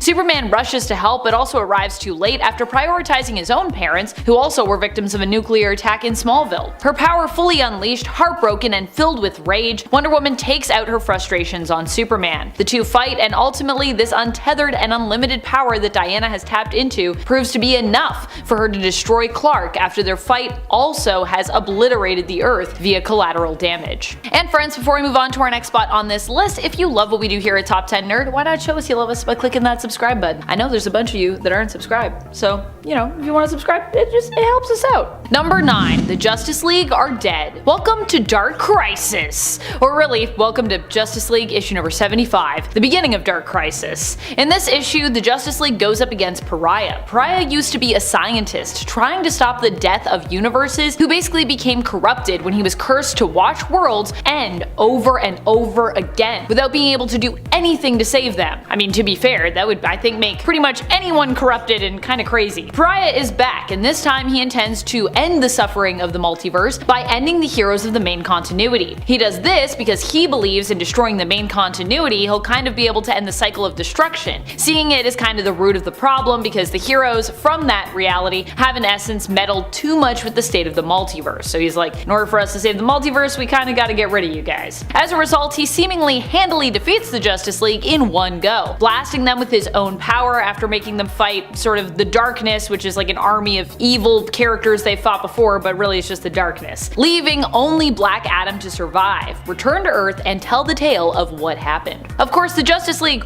would return because, this is comics, we gotta come back around to it. But still, this issue and their initial fate here was pretty wild. Number 8, and that will be the end of the X-Men forever! What can I say? I'm a sucker for the classics. This one comes to us from the old days of X-Men, the Jack Kirby and Stan Lee days. In issues number 17 and 18 of Uncanny X-Men, Magneto is revealed to be the villain who has infiltrated the X-Mansion, having returned from outer space where we last saw him be transported to by the Beyonder. He has returned to once more resume getting revenge on the X-Men and mankind. It isn't until the end of issue 17 that Magneto is revealed as he greets the parents of Warren Worthington III, aka mutant student Angel's parents, having handily defeated almost all the X-Men one by one after luring them to the mansion. Magneto's plan is to send them up in an air balloon, which is basically like attached to a metal ball that contains them. Fortunately, while initially defeated in issue number 17 and struggling to escape in issue number 18, Iceman ends up getting showcased as the true hero in this issue. Kinda helps save the day here, almost single-handedly defeating Magneto just as the X-Men escape their deadly air balloon fate and return to back him up. Number 7. Alpha Flight number 12. When the villainous Jerome Jackson discovered that his old employee who had ruined his life, James Hudson, was now a superhero leading Canada's super team Alpha Flight, he vowed revenge and sold Hudson's identity to the evil Roxxon Corporation, who gave him the resources to form the villain team Omega Flight, whose only purpose was to kill Hudson. They set a trap for James, tricking him into moving to New York for a job and then attacking him. Jackson attacked Guardian using the box robot, but Guardian managed to use his suit's power supply to overload the robot, killing Jackson. However, this caused Guardian's suit to overload and blow up, setting him on fire right in front of his wife, Heather. This was obviously deeply traumatic for Heather and the team, and they actually disbanded for a time as a result of this loss. Even when Hudson returned to life a few years later, things were never really the same for him, with his relationship to his wife being consistently strained as a result of his untimely death. So, this is a superhero defeat that has defined the character's entire life going forward, coloring it with an inescapable misery. Number 6. The death of Gwen Stacy. For a lot of his early run as the Green Goblin, Norman Osborn had no memories of his criminal activities, due to the Goblin being a separate personality. Green Goblin tangled with Spider-Man several times over the years, with Goblin eventually swearing to bring misery and pain into Spider-Man's life as revenge for always stopping his schemes. He eventually was able to follow Spidey and watch him change in an alley, discovering that he was really Peter Parker. Osborn eventually became aware of his Goblin side and embraced it, and concocted a scheme to ruin Spider-Man's life. It's not actually a particularly complicated scheme when you think about it. In Amazing Spider-Man number 121, the Green Goblin kidnapped Peter's girlfriend, Gwen Stacy, and then threw her off of a bridge. Spider-Man managed to snag her with a web, but the whiplash caused by her sudden stop caused her to break her neck. So, the Goblin achieved his goal of causing Peter as much pain as possible. Number 5. Superman. DC is a little confusing when it comes to counting deaths, as we have different continuities to consider when talking about their characters. There is New Earth, New 52, and then lots of alternate Earths as well. If we were talking about alternates, then Superman can be considered as dying well over 10 times in those stories. Now, when it comes to main continuity storylines though, he has died considerably less, more in the realm of the single digits. While many may be familiar with the storyline of the death of Superman, one of my favorite Superman deaths was one that Dr. Light brought about. So Dr. Light managed to hypnotize Clark Kent into using a magic wand referred to as the Satan Staff to kill Superman, aka himself. Dr. Light didn't know Clark Kent was Superman anyways. Fortunately, Batman knows how to operate magic wands and uses the same one to revive his pal Superman. I just love magic wands, and the fact that Superman is weak to magic because he needs a weakness. So we had to give him that. Number 4, Captain America. Captain America has died a surprising amount of times, and when he's not busy actually dying, he is likely busy faking his own death to make it look like he did. One of the most heartbreaking deaths for Cap was in Civil War, where a brainwashed Sharon Carter's fateful bullet killed Steve, although Tony took the blame for Cap's death there. Understandably so, too. Tony was the director of S.H.I.E.L.D. at the time, and it was while Steve was in S.H.I.E.L.D. custody that he was assassinated. Even when Bucky Barnes wore the mantle of Captain America during the Fear Itself event, he too died in that role. Captain America's dying left, right, and center. Number 3. Batman. Batman has died likely more times than you can count, if you are including alternate Earth versions of him and stories outside of the main continuity. But even if you aren't including those, he's still died an impressive number of times, and returned an impressive number of times for someone who is known for being, really mortal. He's a pretty mortal guy.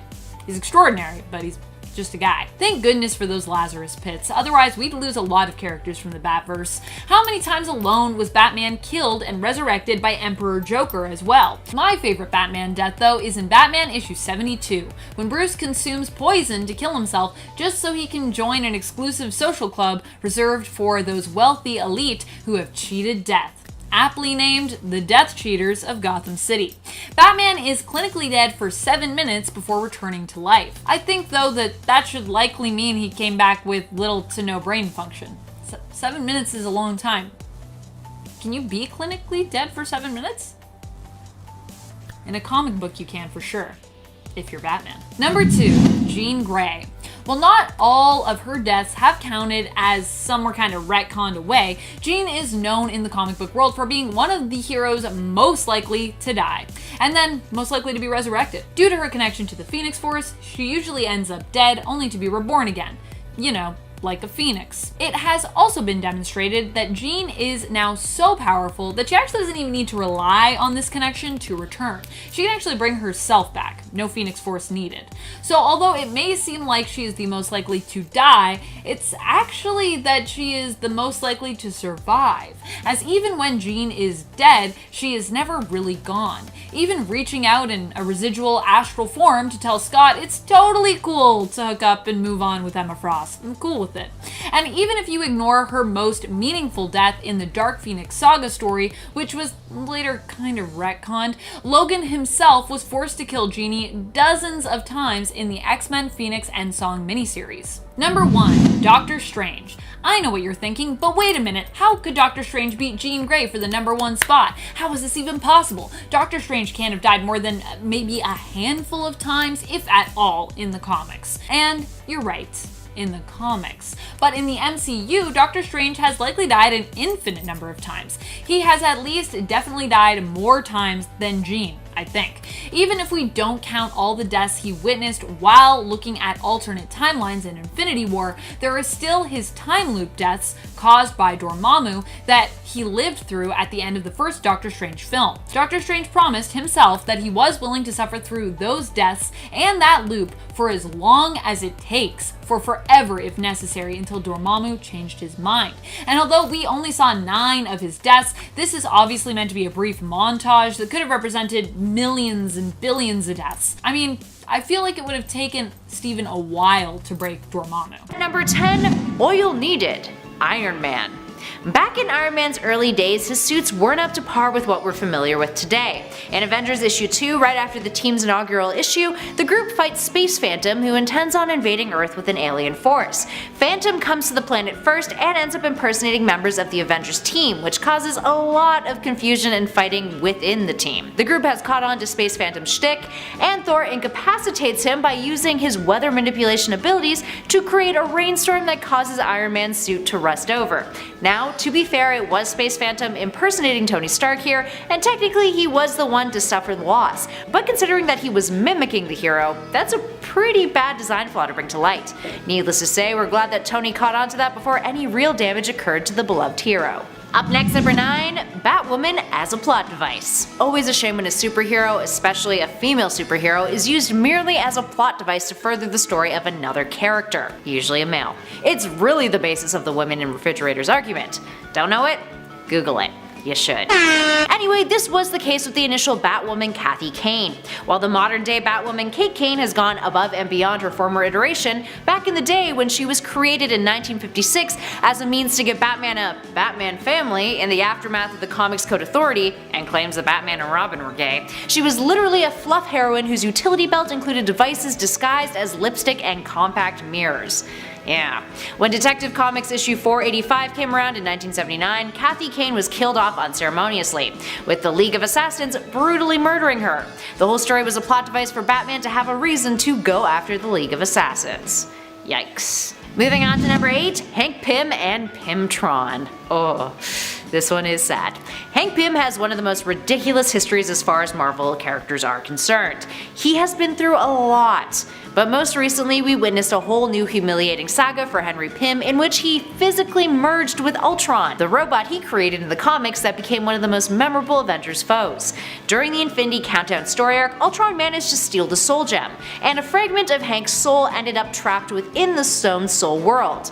Now at the time the two had merged, but really it was just kind of Ultron wearing Hank's skin. While Hank was in there, he experienced an idyllic fantasy in which the Avengers had saved him and he was home reunited with his friends. In reality, a demon, the all-consuming Devondra, was busy consuming his soul. We haven't heard from him since. And it's been a little while and he might be gone forever, but probably not cause comics. But even then, he'll probably be brought back and something horrible will happen to him. It's the Hank Pym way.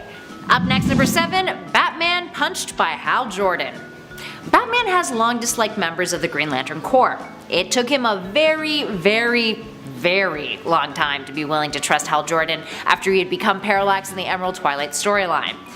While Hal was possessed by the villain, he ended up going on a rampage and killing several Lanterns and Guardians, and we all know how Bruce has major trust issues. In Green Lantern Rebirth issue 6, Hal has had enough with Batman's resentment and open hostility. Hal felt he had paid his dues. He sacrificed himself to reignite the sun after he was resurrected, and he's been working real hard to prove to everyone that he is one of the good guys. Batman doesn't entirely buy it, so what does Hal do? Well, he punches him in front of a bunch of other Green Lanterns. But to be fair, Batman kinda had it coming. He's long been an to not just Hal Jordan, but to other Green Lanterns in the past. Which actually brings us to our next number. In at 6, Batman punches a different Green Lantern.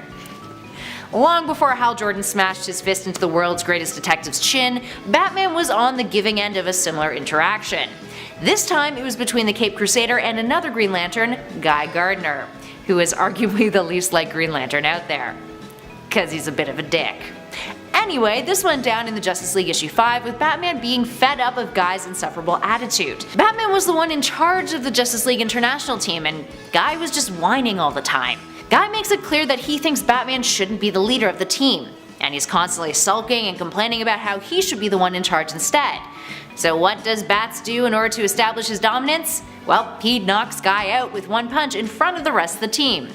Regardless of socking Guy in the face, Batman is still all business, getting a team meeting underway as Guy lies unconscious on the floor.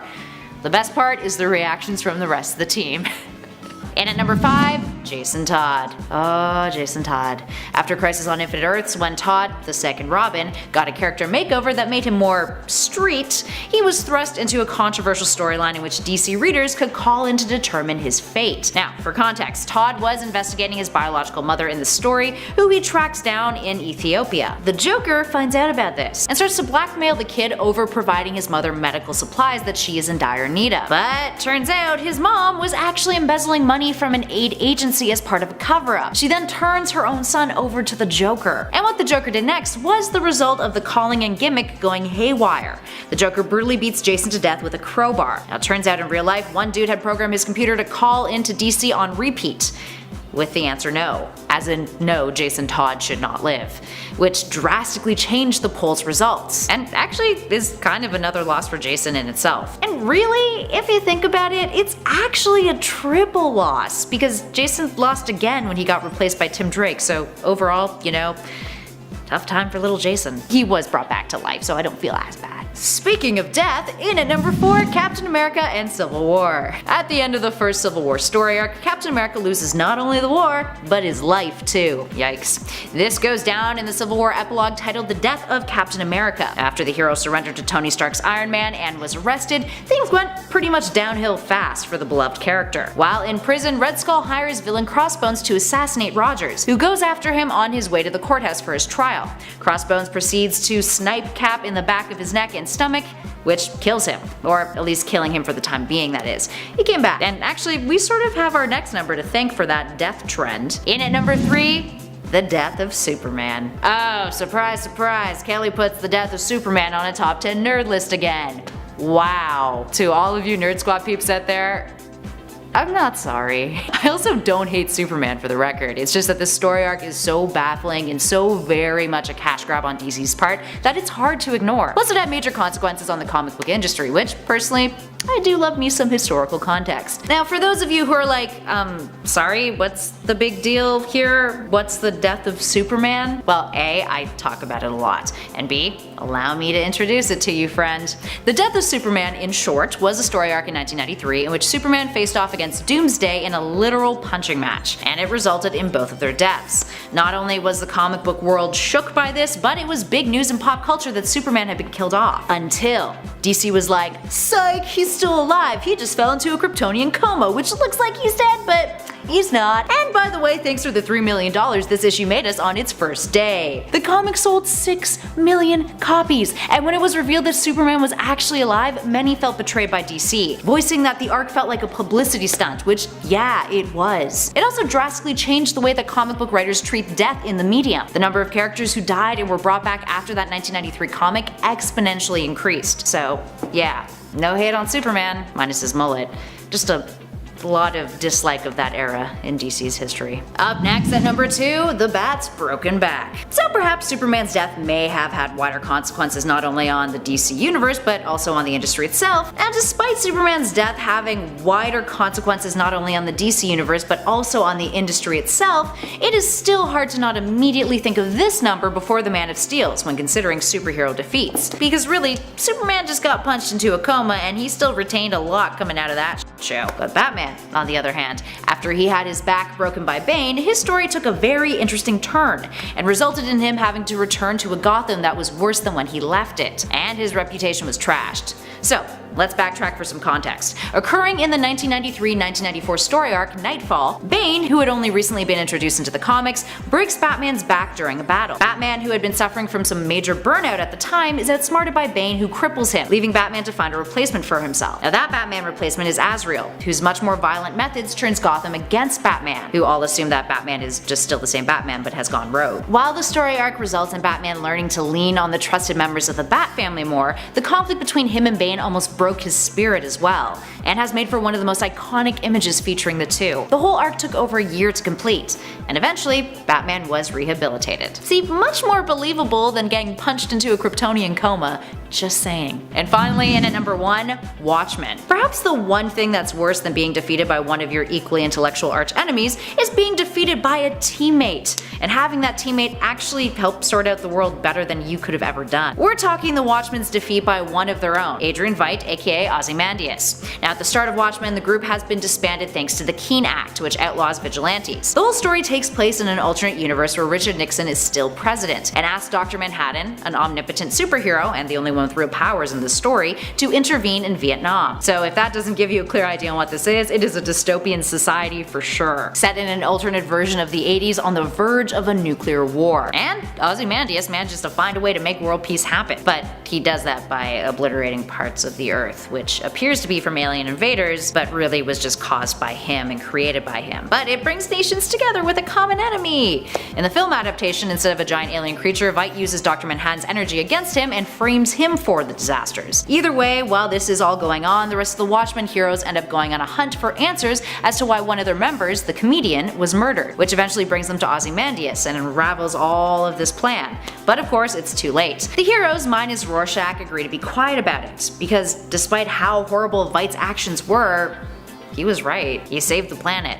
And Dr. Manhattan is forced to kill Rorschach in order to keep everything a secret. Kicking off the list at number 10 is Civil War. While there was a clear winner in terms of who won the conflict in Marvel Comics Civil War event, that being Tony Stark, in the grand scheme of things, there really wasn't any winner. The Civil War split the entire superhuman community down the middle. Heroes allied with villains, friends turned on friends, people were manipulated into joining a side, and a few of those people passed away, all for an act that would require the registration and regulation of superhuman individuals following a completely avoidable superhuman caused catastrophe. And while you had Tony Stark coming out on top, top, he made a lot of enemies along the way, including Spider-Man, and I don't think he ever intended for the death of Steve Rogers. Also, after he came out on top, he was put in charge of S.H.I.E.L.D. and did a spectacularly bad job, leading to Norman Osborn, of all people, to take over, ushering in a whole lot more of bad. I don't think really anyone came away from Civil War feeling particularly great. Number 9. The Reigning. After the passing of Odin at the hands of Surtur during Dan Jurgens' Thor run from 1998 to 2004, Thor became the new All-Father of Asgard, and he made some pretty interesting choices during this time. One of the biggest decisions he made was moving Asgard to the skies above New York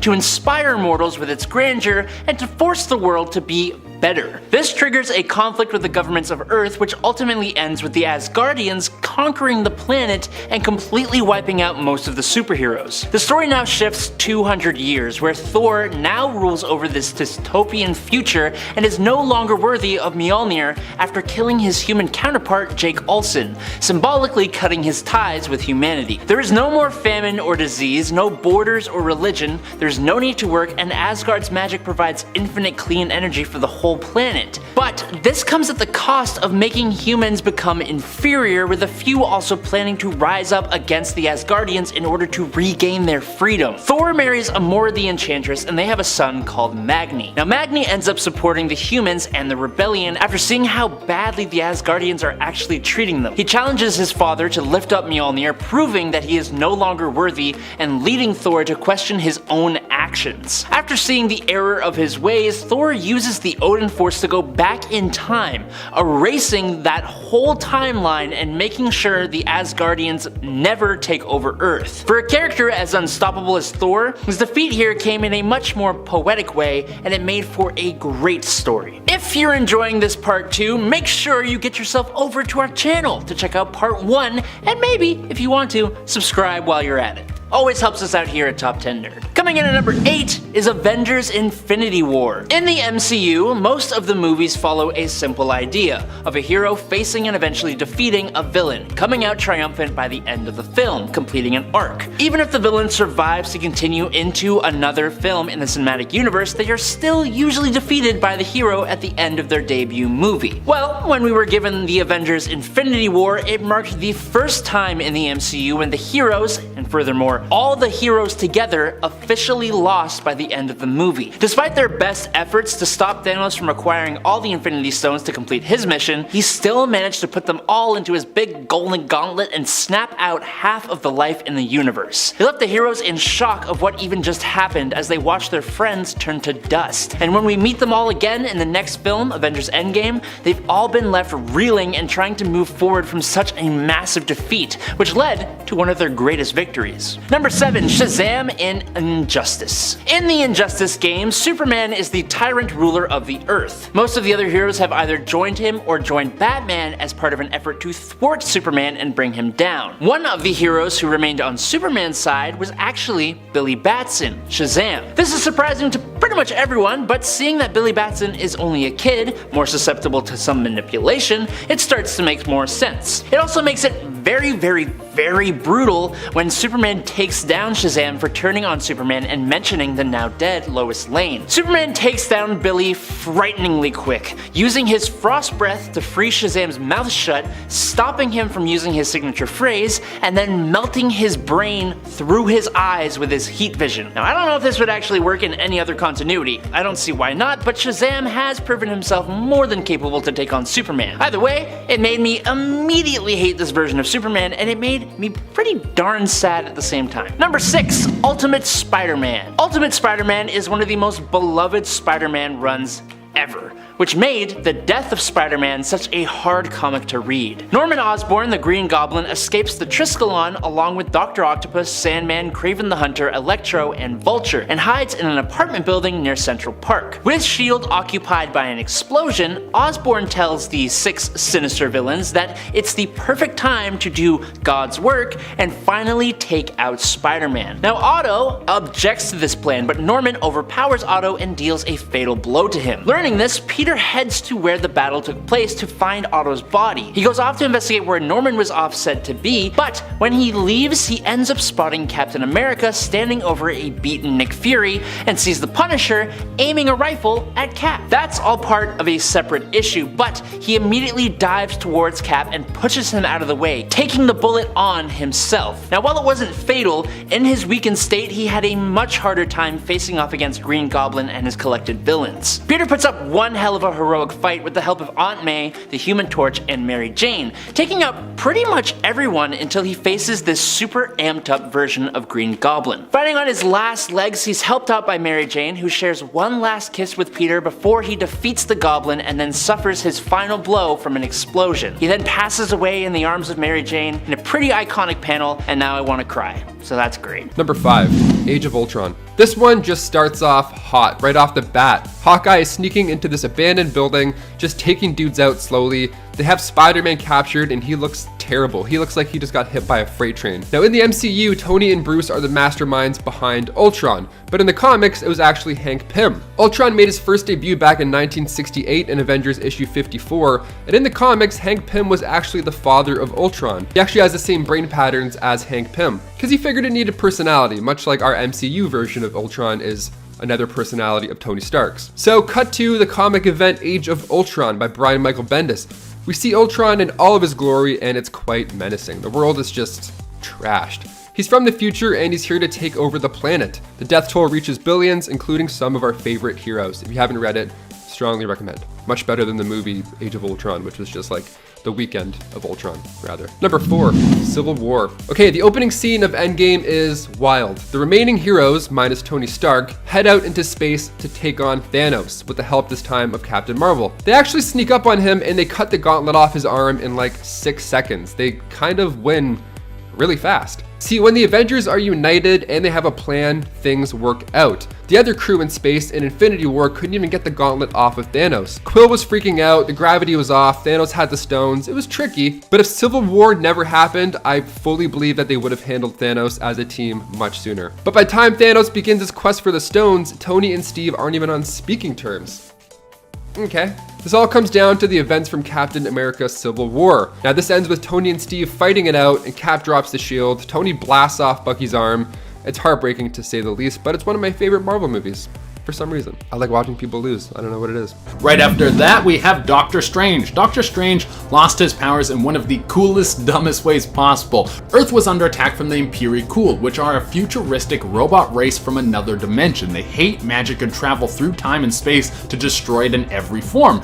The Impericul came to Earth to battle Doctor Strange, and Strange summoned up all the magic on Earth into his body in an attempt to destroy the Impericul leader, but this failed and left Strange in a weakened state with no magic left on the planet for him to use his powers. Coming in at number 2, we have Wonder Woman. Strength is a cornerstone of this character, and with the loss of her powers, it was shown that she can represent that in more ways than one. In the 70s, Wonder Woman willingly gave up her powers because she sought to follow her heart. If she was to stay the superpowered goddess, it would mean she would have to return to Themyscira and leave behind the heartthrob Steve Trevor. In her newly depowered state, she didn't give up her life of hero work. She went on to study a new martial art, probably making her even more powerful in the long run. I mean, if you can kick someone's butt while you're just regular flesh and blood, then when you pack some superpowered juice into that, you can start knocking people out like 19-year-old Mike Tyson. Part of the change to this character was to coincide with the women's movement that was happening in the 70s. DC Comics wanted to represent a strong female character that could be closer associated to the female readers that were picking up the comic. And for the number 1 spot, we have Wolverine. It would be pretty hard to be Wolverine without the powers. I mean, even take Superman. On a few occasions, he has been stripped of his powers, and he's still that Boy Scout at heart and will do what's right no matter what.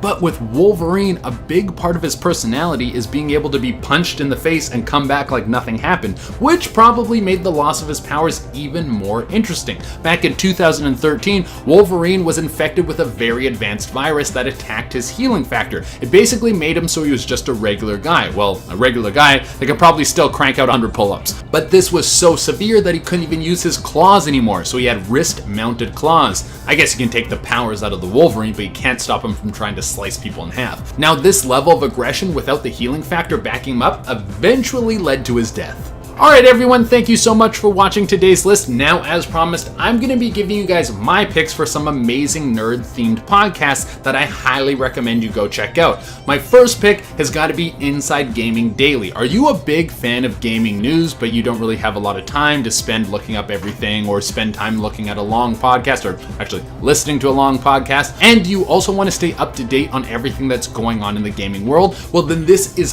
perfect for you. Inside Gaming is a daily gaming news podcast from Rooster Teeth, and it's only about 10 minutes long. I love this podcast. I listen to it all the time. My next pick is Fat Man on Batman, Kevin Smith's podcast where he keeps fans up to date on what's going on in the comic book world and interviews some amazing people from the comic book world. And my final pick has to be Welcome to Night Vale. If you're into storytelling podcasts and you're a fan of horror, then this has to be the perfect pick for you. Welcome to Night Vale is a fictional radio show in a fictional town that is packed full of so much bizarre supernatural happenings that has now become normalized. In at number 10, Doctor Strange. Here we have a case of a character who had to lose everything he held dear in order to become the superhero he is today, which actually was for the better.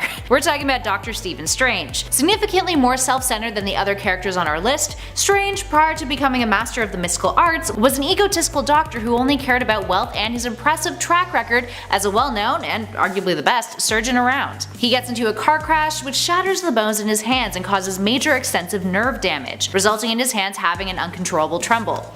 As a depressed drifter, he spends all of his wealth looking for a way to heal himself, and then he gets wind of the Ancient One. In the comics, he hears about the Ancient One when overhearing two sailors discussing them. And you guys know the rest of the story, or at least I hope. You should. If you don't, read some more Doctor Strange. In at number 9, Superman. Superman may be doing alright these days, but when the hero first realized the truth behind his origin, there was a period where he felt really lost. Sure, the Kents were awesome adoptive parents, but if they hadn't have found him, Superman would have had nothing. Superman's origin story is perhaps the most well known, aside from his DC pal Batman. Doomed planet, desperate scientists, last hope. That's the gist of it. That's also the succinct description taken exactly from this panel. When Krypton was about to implode, Superman aka Kal-El was sent off the planet in a last-bit attempt by his parents to save their baby boy from this cruel demise. His space shuttle pod would crash land on the planet Earth, where his Kryptonian physiology proved to be much more superior compared to the planet's native inhabitants, us humans. In at number 8, Martian Manhunter. Martian Manhunter is yet another character who calls Earth his adoptive home. First appearing in Detective Comics issue 225 in 1955, John Jones is one of the most powerful beings in the DC universe, and he was one of the founding members of the Justice League. His debut story was The Strange Experiment of Dr. Ertl, which depicted him as a green-skinned alien who came from Mars, pulled to Earth by an experimental teleportation beam constructed by the scientist Dr. Ertl. Ertl is unable to send him back, and the shock of the encounter causes his death. John then has no way of returning home, so he works with what he's got, and he uses his shapeshifting ability to come up with a human identity as a detective from Middletown, USA. Now, in his initial Silver Age version, the character is not said to be the last remaining Martian, nor is Mars a dead planet. Those were developments made later on. And actually, kind of take away more from him than he initially anticipated. Your race is pretty much dead, your home planet's desolate, you're the last one really kicking around, or so you think. That's gotta be hard on any hero. In at number 7, Deadman. Deadman Boston Brand first appeared in Strange Adventures issue 205 in 1967, and before Brand became the intangible supernatural hero, he was a circus trapeze artist. Murdered during a trapeze performance by a mysterious attacker who only went by the name of Hook, his spirit is endowed with the ability to possess any living sentient being that he desires as a means of obtaining justice. Here's where it gets real tragic though. Deadman is a disembodied spirit, and it's a lonely existence to have. He can't be seen or heard by most people with the exception of a few powerful mystics, and his main means of communication is by using other people's bodies. He also is unable to possess those with strong minds like Batman, or at least is forced out of their bodies within a very short amount of time. Plus, if Kingdom Come is any sort of indication, his future might not be the brightest, but definitely the boniest. In at number 6, Cyclops. When Cyclops first hit the scene in the X-Men issue 1, 1963, the character was the archetypal hero, the leader of the team who strived to do what was right following the teachings of Professor Charles Xavier. As time went on though, particularly in the modern age, we slowly watched Cyclops transition into a more militant leader, operating under more extreme ideologies and violent policies, which would eventually be his undoing. Now, to be fair, over the years, Dude has lost Jean Grey numerous times, married her clone and had a kid with her, and was also possessed by the Phoenix Force, which led him to killing his mentor Charles Xavier, with those latter two events really not helping him much in the eyes of his peers. Towards the end of Avengers vs. X-Men, Hope Summers has to alter reality to undo all of the terrible things Cyclops and the Phoenix Five had done, and Scott is placed in a ruby quartz prison cell where he proceeds to admit that yes, he feels horrible for killing Xavier, but he is happy with how the mutant race has restarted, and that he would do it all over again if he had the choice. Yeah, that didn't bode well with a lot of heroes. He even tries to coax Wolverine into killing him in order to become a martyr. While he has redeemed himself in the more recent House of X, there was a period of time where things definitely weren't coming up Milhouse for the character. At number 5, we have a sand being. This one's a bit of a way back playback, but in Superman issue number 233, an experiment is done to turn all kryptonite on Earth to iron, but at the same time a new being is formed in the sand. It's created from soil and rock and a burst of raw energy and cast in the mold of Superman. In the next issue, more is revealed. When he flies too close to Superman, he gets weak and dizzy and is forced to stop what he's in the middle of. Then, in issue 237, the Sand Thing smashes right into him and he loses his ability to fly. He falls right down through the atmosphere, crashes into the earth, and can't seem to fly again. He's still able to leap over a small mountain though, so that's good. In the same issue, he's able to feel bullets hit him. He can't quite bend the barrel of a gun. It's really hard work to knock these bad guys' heads together. He's just not himself. Eventually we discover that the sand creature comes from another dimension. He has 1/3 of Superman's power. The best surgeons are called to see if they can sort out the issue, but they can't really. Then he goes to battle the sand creature. They end up chasing each other through the center of the Earth's core, and it wreaks havoc on the Earth, as it would, and their battle is continuing in space. Superman is beside himself upset, and then he's pulled out of a trance that he had been put into to see what would happen if they dueled. So they didn't actually duel, and then they both decide that it's not worth it, but that the Sand Superman doesn't give back all of his powers to make sure that no one has that much power ever, and then he goes back to his own dimension. Although the next issue, he easily survives a supernova, so I'm not really sure if that stuck. It seems like it didn't really, but it was a thing. At number 4, we have a filter on yellow sunlight. In Batman the Animated Series, there is an episode called Solar Powers where Superman's resilience on yellow sunlight is focused on. Suddenly Superman finds his powers failing him. He starts to feel weak at just the wrong moment. Lois Lane is in danger of dying in a cable car that is stalled, and an emergency beam that is cutting the mechanism that's keeping it all together is happening. I know, it's stressful. He does save her, but it's really hard this time, and the weight of the cable car is just aggressive on him. The big bad in this episode is Luminous. He was an inventor at LexCorp until he blows the whistle on some of their questionable activities, and then of course has to leave, and ends up with a sour taste in his mouth. In this episode, he hacks LexCorp's satellites around the Earth, a jab at Lex, and programs them to filter out all the yellow sunlight, which is what Superman's powers are based on. So 2 birds, 1 stone here, Superman and Lex. Superman, or I guess we will just call him Clark now, has to figure out a way to put a stop to him as a regular man.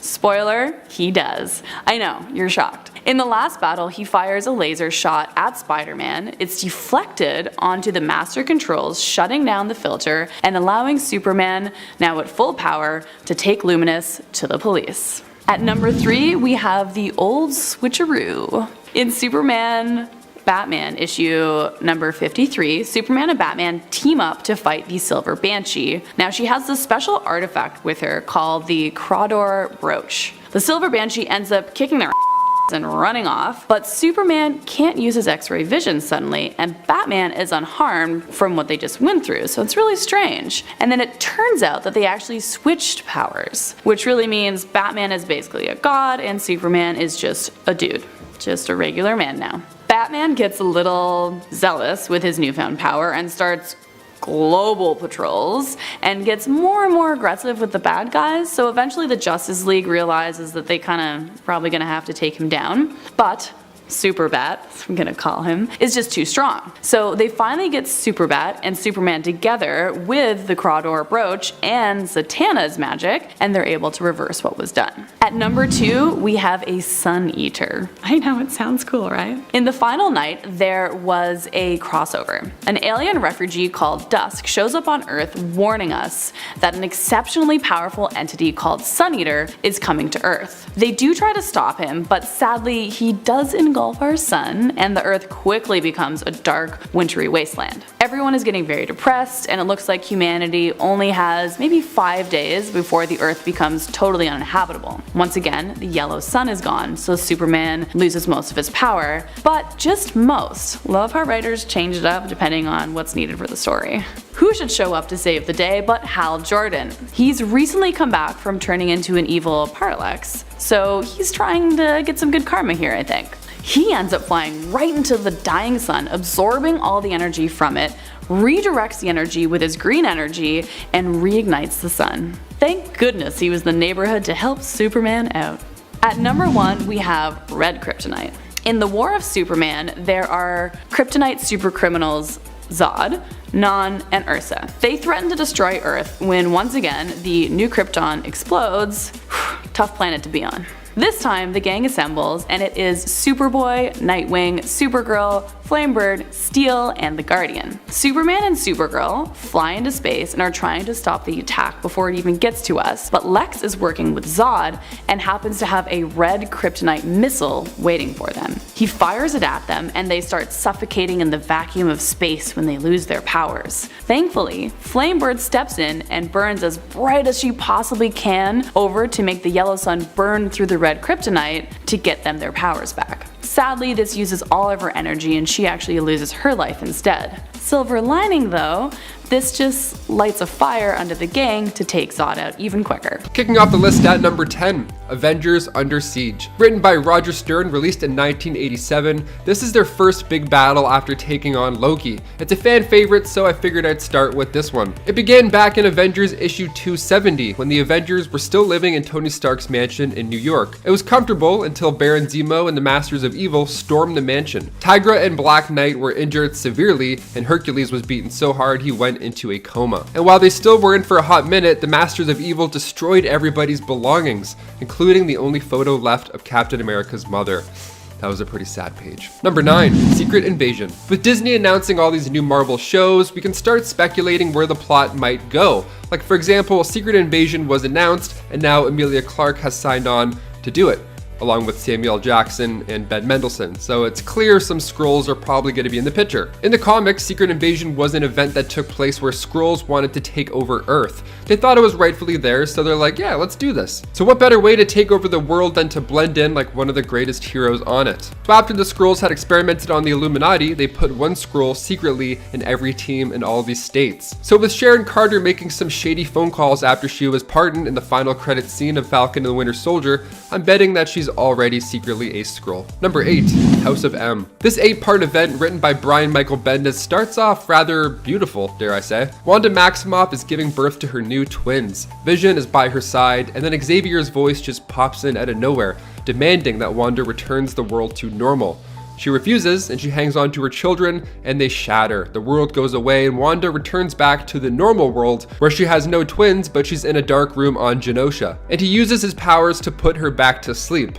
Then in comes Magneto, and he asks about his daughter's progress, and Charles is afraid, because at this point, her power is too much to handle. Now in Avengers Tower, the team is discussing on what to do with Wanda. The ideas are getting kind of dark, because they have to. Wolverine is suggesting that they just take out Wanda, just killing her, which is pretty dark. But then when Quicksilver passes on this gossip, Wanda then warps reality into a world called House of M, where mutants were top dogs and Magneto and his family just ruled them all. Other Marvel heroes were given their desires, like Peter was married to Gwen Stacy, Cyclops is married to Emma Frost, and Doctor Strange is a psychologist. The world is completely different, but the only person who remembers real life is Wolverine, the same guy who suggested that they Wanda. Things took a turn, and the event became even more stressful when Wanda uttered those 3 words in issue 7.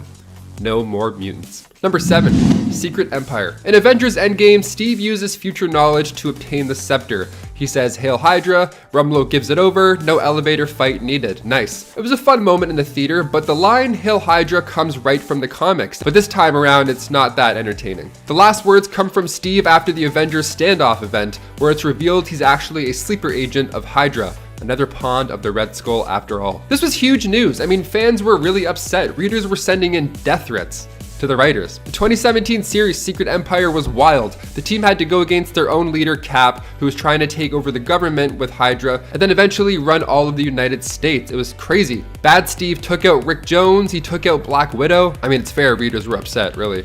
This is a nightmare. In the end, it was concluded that Bad Cap was a double and Good Cap was actually locked in the Cosmic Cube. Number 6, Axis. When Red Skull abducted numerous mutants and Inhumans, Magneto tracked him down. Now at the same time, Scarlet Witch, Rogue, and Havoc were captured by Red Skull's S-Men and brought to the island / horror camp. The Avengers escaped and saved Magneto. Magneto gave Red Skull the beatdown of a lifetime. He got caught up in the moment and went a little bit too far perhaps. Magneto says that he did what had to be done, and he thinks that he saved countless amount of lives. But then Red Onslaught rises to the challenge. Red Skull is reborn, this time he's bigger and badder. The X-Men and Avengers team up to stop Red Onslaught, where a number of heroes inverted. Yeah, their personality and moral compass just totally flipped, which certainly didn't help the situation at all. But the fun part is when our villains also get inverted and they join the Avengers to stop Red Onslaught. So it's a mess. It's a big fun mess. Number 5, Countdown to Infinite Crisis. I think we can all agree that it's incredibly rare to see a mainline superhero taken out of the picture. And if it does happen, it's usually in a huge blaze of glory like Spider-Man up there, or an incredibly tragic moment, or after a long momentous battle with cancer in the case of Marvel's Mar-Vell. So when Ted Kord, Blue Beetle, was erased from existence thanks to a bullet from my barrel at the hands of Maxwell Lord in the Countdown to Infinite Crisis, it was pretty bad. After following Ted the whole book as he struggles for anyone in the Justice League to take him seriously, while he's correctly on the trail of Maxwell Lord and learning of all his misuse of both the Justice League's files, Batman's Brother's Eye satellite, and the OMAX, you'd expect Kord to come out surviving, having a cathartic moment where he finally gets the League's respect or to make a dent in Lord's plans, but instead, he gets snuffed out like a tea light candle that hadn't even begun to make the wax melt. It's abrupt, it's brutal, and it made me legitimately sad to read it. Number 4, House of M. Look, there is getting completely clobbered, losing life or loved ones, going down the path of a tyrant, and turning on one another, and that all happens in House of M. The kicking off point for this story was a defeat all of its own. The heroes being completely helpless as the Scarlet Witch completely rewrote reality. Now while she gave everyone pretty much exactly what they all wanted and made mutants the dominant race on the Earth, she robbed the world of their free will and had them all living a complete lie. And when that lie was uncovered, the Scarlet Witch lost more than she already had. Blaming that loss on her inclusion as a mutant, she spoke the 3 little words of no more mutants, and all at once, the mutant species suffered one of its most devastating defeats. All at once, 986,618 mutants were depowered, leaving some in situations that saw them lose their lives, thanks to the decimation. It was first estimated that 91.4% of the world's mutant population lost their powers overnight, leaving less than 200 mutants in the world. The Xavier Institute's mutant students count went down from 182 to just 27. This left mutants on the brink of complete extinction. Number 3, the Ultimatum Wave. In Ultimatum, Magneto has been driven mad at the loss of his children and decides that rather than destroying humanity in order to make the world safe for mutants, he's just gonna kill everyone. He uses a doomsday device and his powers to shift the world off of its axis, causing disasters all over the globe. Much of Europe, including all of Latveria, is frozen under a layer of ice, and New York is hit by a massive tidal wave. Millions of people all over the world die in the attack, including Nightcrawler and Hank McCoy. Magneto then sends out more of his minions to destroy the heroes, causing the brutal deaths of several more heroes, including Hank Pym, Doctor Strange, and Thor, just to name a few. issue. The most devastating moment is when Pym finds his wife Janet being eaten by the Blob, and responds by entering his giant man form, picking up the Blob and biting his head off. Professor X gets personally murdered by Magneto, and all seems lost. The heroes are eventually able to stop Magneto from destroying the rest of the world, but the initial defeat caused millions of deaths of both heroes and civilians, and the resulting anti-mutant sentiment and pain of the survivors changed things in the Ultimate Universe forever. Number 2. Watchmen's Giant Squid. In the Watchmen universe created by Alan Moore, superheroes were outlawed and the United States and Russia are at the brink of nuclear war. The smartest man alive, Adrian Veidt, formerly the hero Ozymandias, came up with a plan to save the world at the cost of millions of lives. He cloned the brain of a murdered psychic and created a giant psychic squid which he planned to teleport into New York, where it would kill millions of people with a psychic attack, making the world think that they were under attack by aliens, causing them to unite against a common threat. It's slightly more complicated than that, but it's kind of hard to explain, and frankly, you should just read Watchmen if you haven't already. His plan was uncovered by the heroes of the book, who went to Veidt's Arctic palace to confront him and try and stop him, but after explaining his evil plan, he clarified that he had already enacted his plan 35 minutes prior, and that they were too late to stop him. In order to preserve the peace that had been brought about as a result, the heroes were forced to go along with the charade that Ozymandias had concocted. Number 1. Green Lantern loses a planet. In the Cosmic Odyssey series, when the anti-life equation became a sentient creature,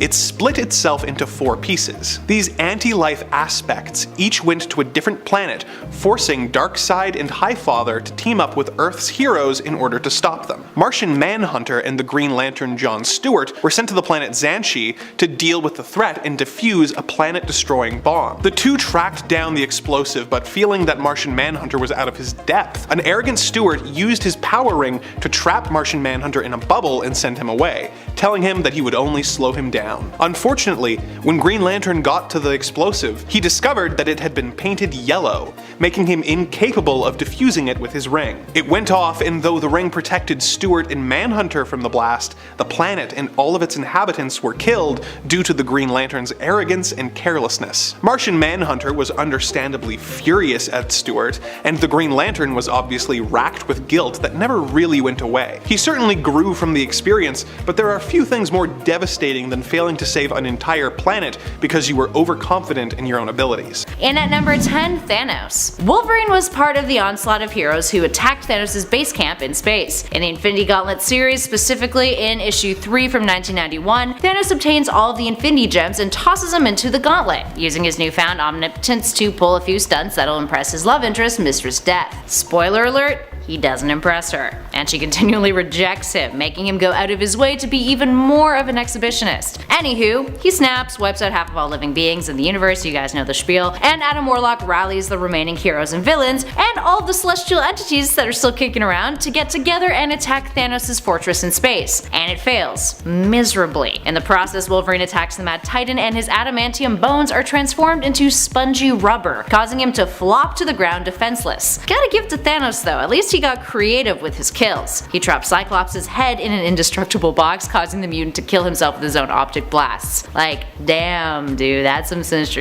It's actually kind of funny, like if you were like Thanos' buddy, you'd be like, haha, yeah, good one, man. Like Mephisto's just there chilling being like, oh, that was funny, that was smart. Turn Wolverine to sponge, lol. But actually he just killed a bunch of people though, so it's not that funny. And at number 9, Spock. Actually, no joke, no word of a lie, Spock of the Star Trek franchise once knocked Wolverine out with one blow. In 1996, the X-Men and Star Trek had a crossover comic released, aptly titled Star Trek X-Men. In it, when the X-Men first encounter Spock, the Vulcan declares that he must accompany the team to security. But Wolverine cuts him off by saying that the X-Men ain't in the habit of answering to no one. Despite Cyclops being like, yo dude, stop, chill. Spock reacts brilliantly and calmly, using his Vulcan nerve pinch to immediately knock Logan to the ground. Sometimes brains are more superior to brawn. Up next, number 8, Lady Deathstrike. Wolverine and Lady Deathstrike really don't like each other. Deathstrike, who also had adamantium bonded to her skeleton along with other cybergenetic enhancements, has always felt that she needs to prove herself by killing off Logan. Now, in this case, in Uncanny X-Men issue 205 to 207, Lady Deathstrike, a cyborg at the time, teamed up with Wade Cole, Angela McCann, and Murray Reese in an attempt to defeat Wolverine once and for all. While they didn't manage to kill him, these cyborgs' longevity outmatched Wolverine's and actually exhausted him so much that his healing ability wore down, critically injuring him. Now he's rescued by the Morlocks and taken underground into their tunnels to recover, eventually being restored to full health, despite a brief moment where the other X-Men were unsure whether or not his healing factor did indeed have limitations. So it definitely was a close one for Wolverine. In at number 7, Squirrel Girl. Squirrel Girl Doreen Green made a fool out of Wolverine in New Avengers issue 15. Now the two of them were having a friendly fight, in which Squirrel Girl proceeded to kick Logan's in front of the New Avengers, which really was her just emasculating him thanks to the two of them having hooked up in the past and him being, well, really Logan about it all. Later on in a Wolverine comic book, he actually sees her as part of a sexual fantasy of his, alongside Emma Frost and Mystique. So, confirmed. They did the dirty. Squirrel Girl has a pretty impressive record when it comes to kicking butt beyond the extent of her abilities. She's like highly underrated. She has defeated the likes of Dr. Doom, Thanos, and Galactus, which the latter she just really had a pleasant conversation with. Now to be fair, their friendly fight was one that consisted of Wolverine not using his claws, but still, she whooped his butt and totally emasculated him. And then all of her squirrels teamed up and was like, we're gonna kick your because we're her squirrel buddies and you've done her wrong. And Jessica Jones was like, yo! Her and Luke Cage were watching with their little baby. It was really cute. In at number 6, Kitty Pryde. Kitty Pryde is not a character to be taken lightly. Her phasing abilities have proven to be utterly devastating when she uses them to cause fatal injuries, which is something she once had to do to Wolverine. While she's fought her mutant pal on several occasions in alternate realities, Kitty's most iconic beating of Wolverine came when he was under the influence of Hydra in the Enemy of the State storyline. Now it is worth noting that while this whole brainwashing story was part of the 616, the story in which Kitty phases through him is in a What If, titled What If Wolverine Enemy of the State issue 1, and follows the what if of what if Wolverine never broke free from the Hand's control. There's a lot going on in this story, guys. Brainwashed by the evil Hydra, Wolverine went on a rampage attempting to kill off his fellow X-Men, and Kitty has to phase her hand through Logan's head, leaving her hand inside of his skull in order to kill him. Now the character struggled to heal properly after she essentially scrambled his brains, ultimately causing his death, and she lost a hand, but girl did what had to be done. Sometimes you just gotta phase through someone's head and leave your hand in there. You lose a hand, but you save the world. Number 5, Wonder Woman. This one is only ranked so low because it is so brutal and it hurts my heart whenever I think about it. This fight happened in an alternate timeline where Superman and Batman become tyrannical leaders. Wonder Woman was one of the few heroes left who was attempting to save the world from their fascist supremacy. She managed to take out Bruce, but unfortunately was no match for the enraged Superman that she ended up crossing paths with, who was obviously pissed that she had taken out his BFF, Batman. Clark didn't just beat Wonder Woman though, no. He destroyed her. He demolished her shield, blasted through her bracelets, and ended up strangling her with her own lasso of truth. Oh, devastating. Number 4, the Hulk. Any battle with the Hulk proves interesting as not many can take on the Green Giant and come out victorious. While the Hulk is Marvel and Superman is DC, we all bow down to the Hulk's strength, no matter what side of the fence we're on here. In other words, if a hero can beat the Hulk, it means something, namely that they are one of the strongest heroes in existence, because Hulk is on another level when it comes to his strength. During this crossover, Bruce Banner ended up being agitated by Lex Luthor and transforming into the Hulk in Metropolis. With innocence in danger, Superman swooped in and was forced to fight the Hulk out of the area. Superman fought him all the way to his Fortress of Solitude, but found himself unable to calm the Hulk down, and was forced to beat the Hulk by punching him so hard that he was knocked into the Phantom Zone. Now that is some strength. Number 3, Dr. Fate. This battle was a surprisingly quick one. You would think that it wouldn't even be a fair fight for the Man of Steel due to his weakness to magic, a weakness that really only exists to prevent him from being so overpowered. Remember the original Superman, like before the 80s? No weaknesses, and he just seemed to have a limitless amount of convenient superpowers? Oh, those were the ultimate days for our caped vigilante. No longer, unfortunately. Superman was retconned and given limits and weaknesses to make him a more interesting character. After all, everyone enjoys reading about his struggle. We want to see Superman, try and fail sometimes. This battle between Dr. Fate and Earth 2 Superman, the Kal-El clone known as Brutal, was not That, though, not a struggle, not at all. Superman snuck up on the magical hero and smashed his helmet, which is kind of Dr. Fate's power source. Therefore, in doing so, he instantly defeated him. Well, that was easy. That was easy. Number 2, Thor. In the JLA/Avengers series from 2003, we saw the two famous superheroes from competing comic book powerhouse publishers come to blows as they raced one another to prevent the opposing team from seizing the 12 items of power. In the series, we saw a battle that put Thor up against Superman in the Savage Lands in a one-on-one fight over the Cosmic Cube. These two strong characters had always been a heated topic of debate for fans who mulled at who would be the victor should the two come to blows in a crossover. The answer? Superman proved to be the stronger after stopping an attack from Thor and then just KOing him in a battle, ending the famed debate once and for all. Just kidding, I'm sure everyone's still debating. Y'all can have a debate in the comments who you think would win again in a fight.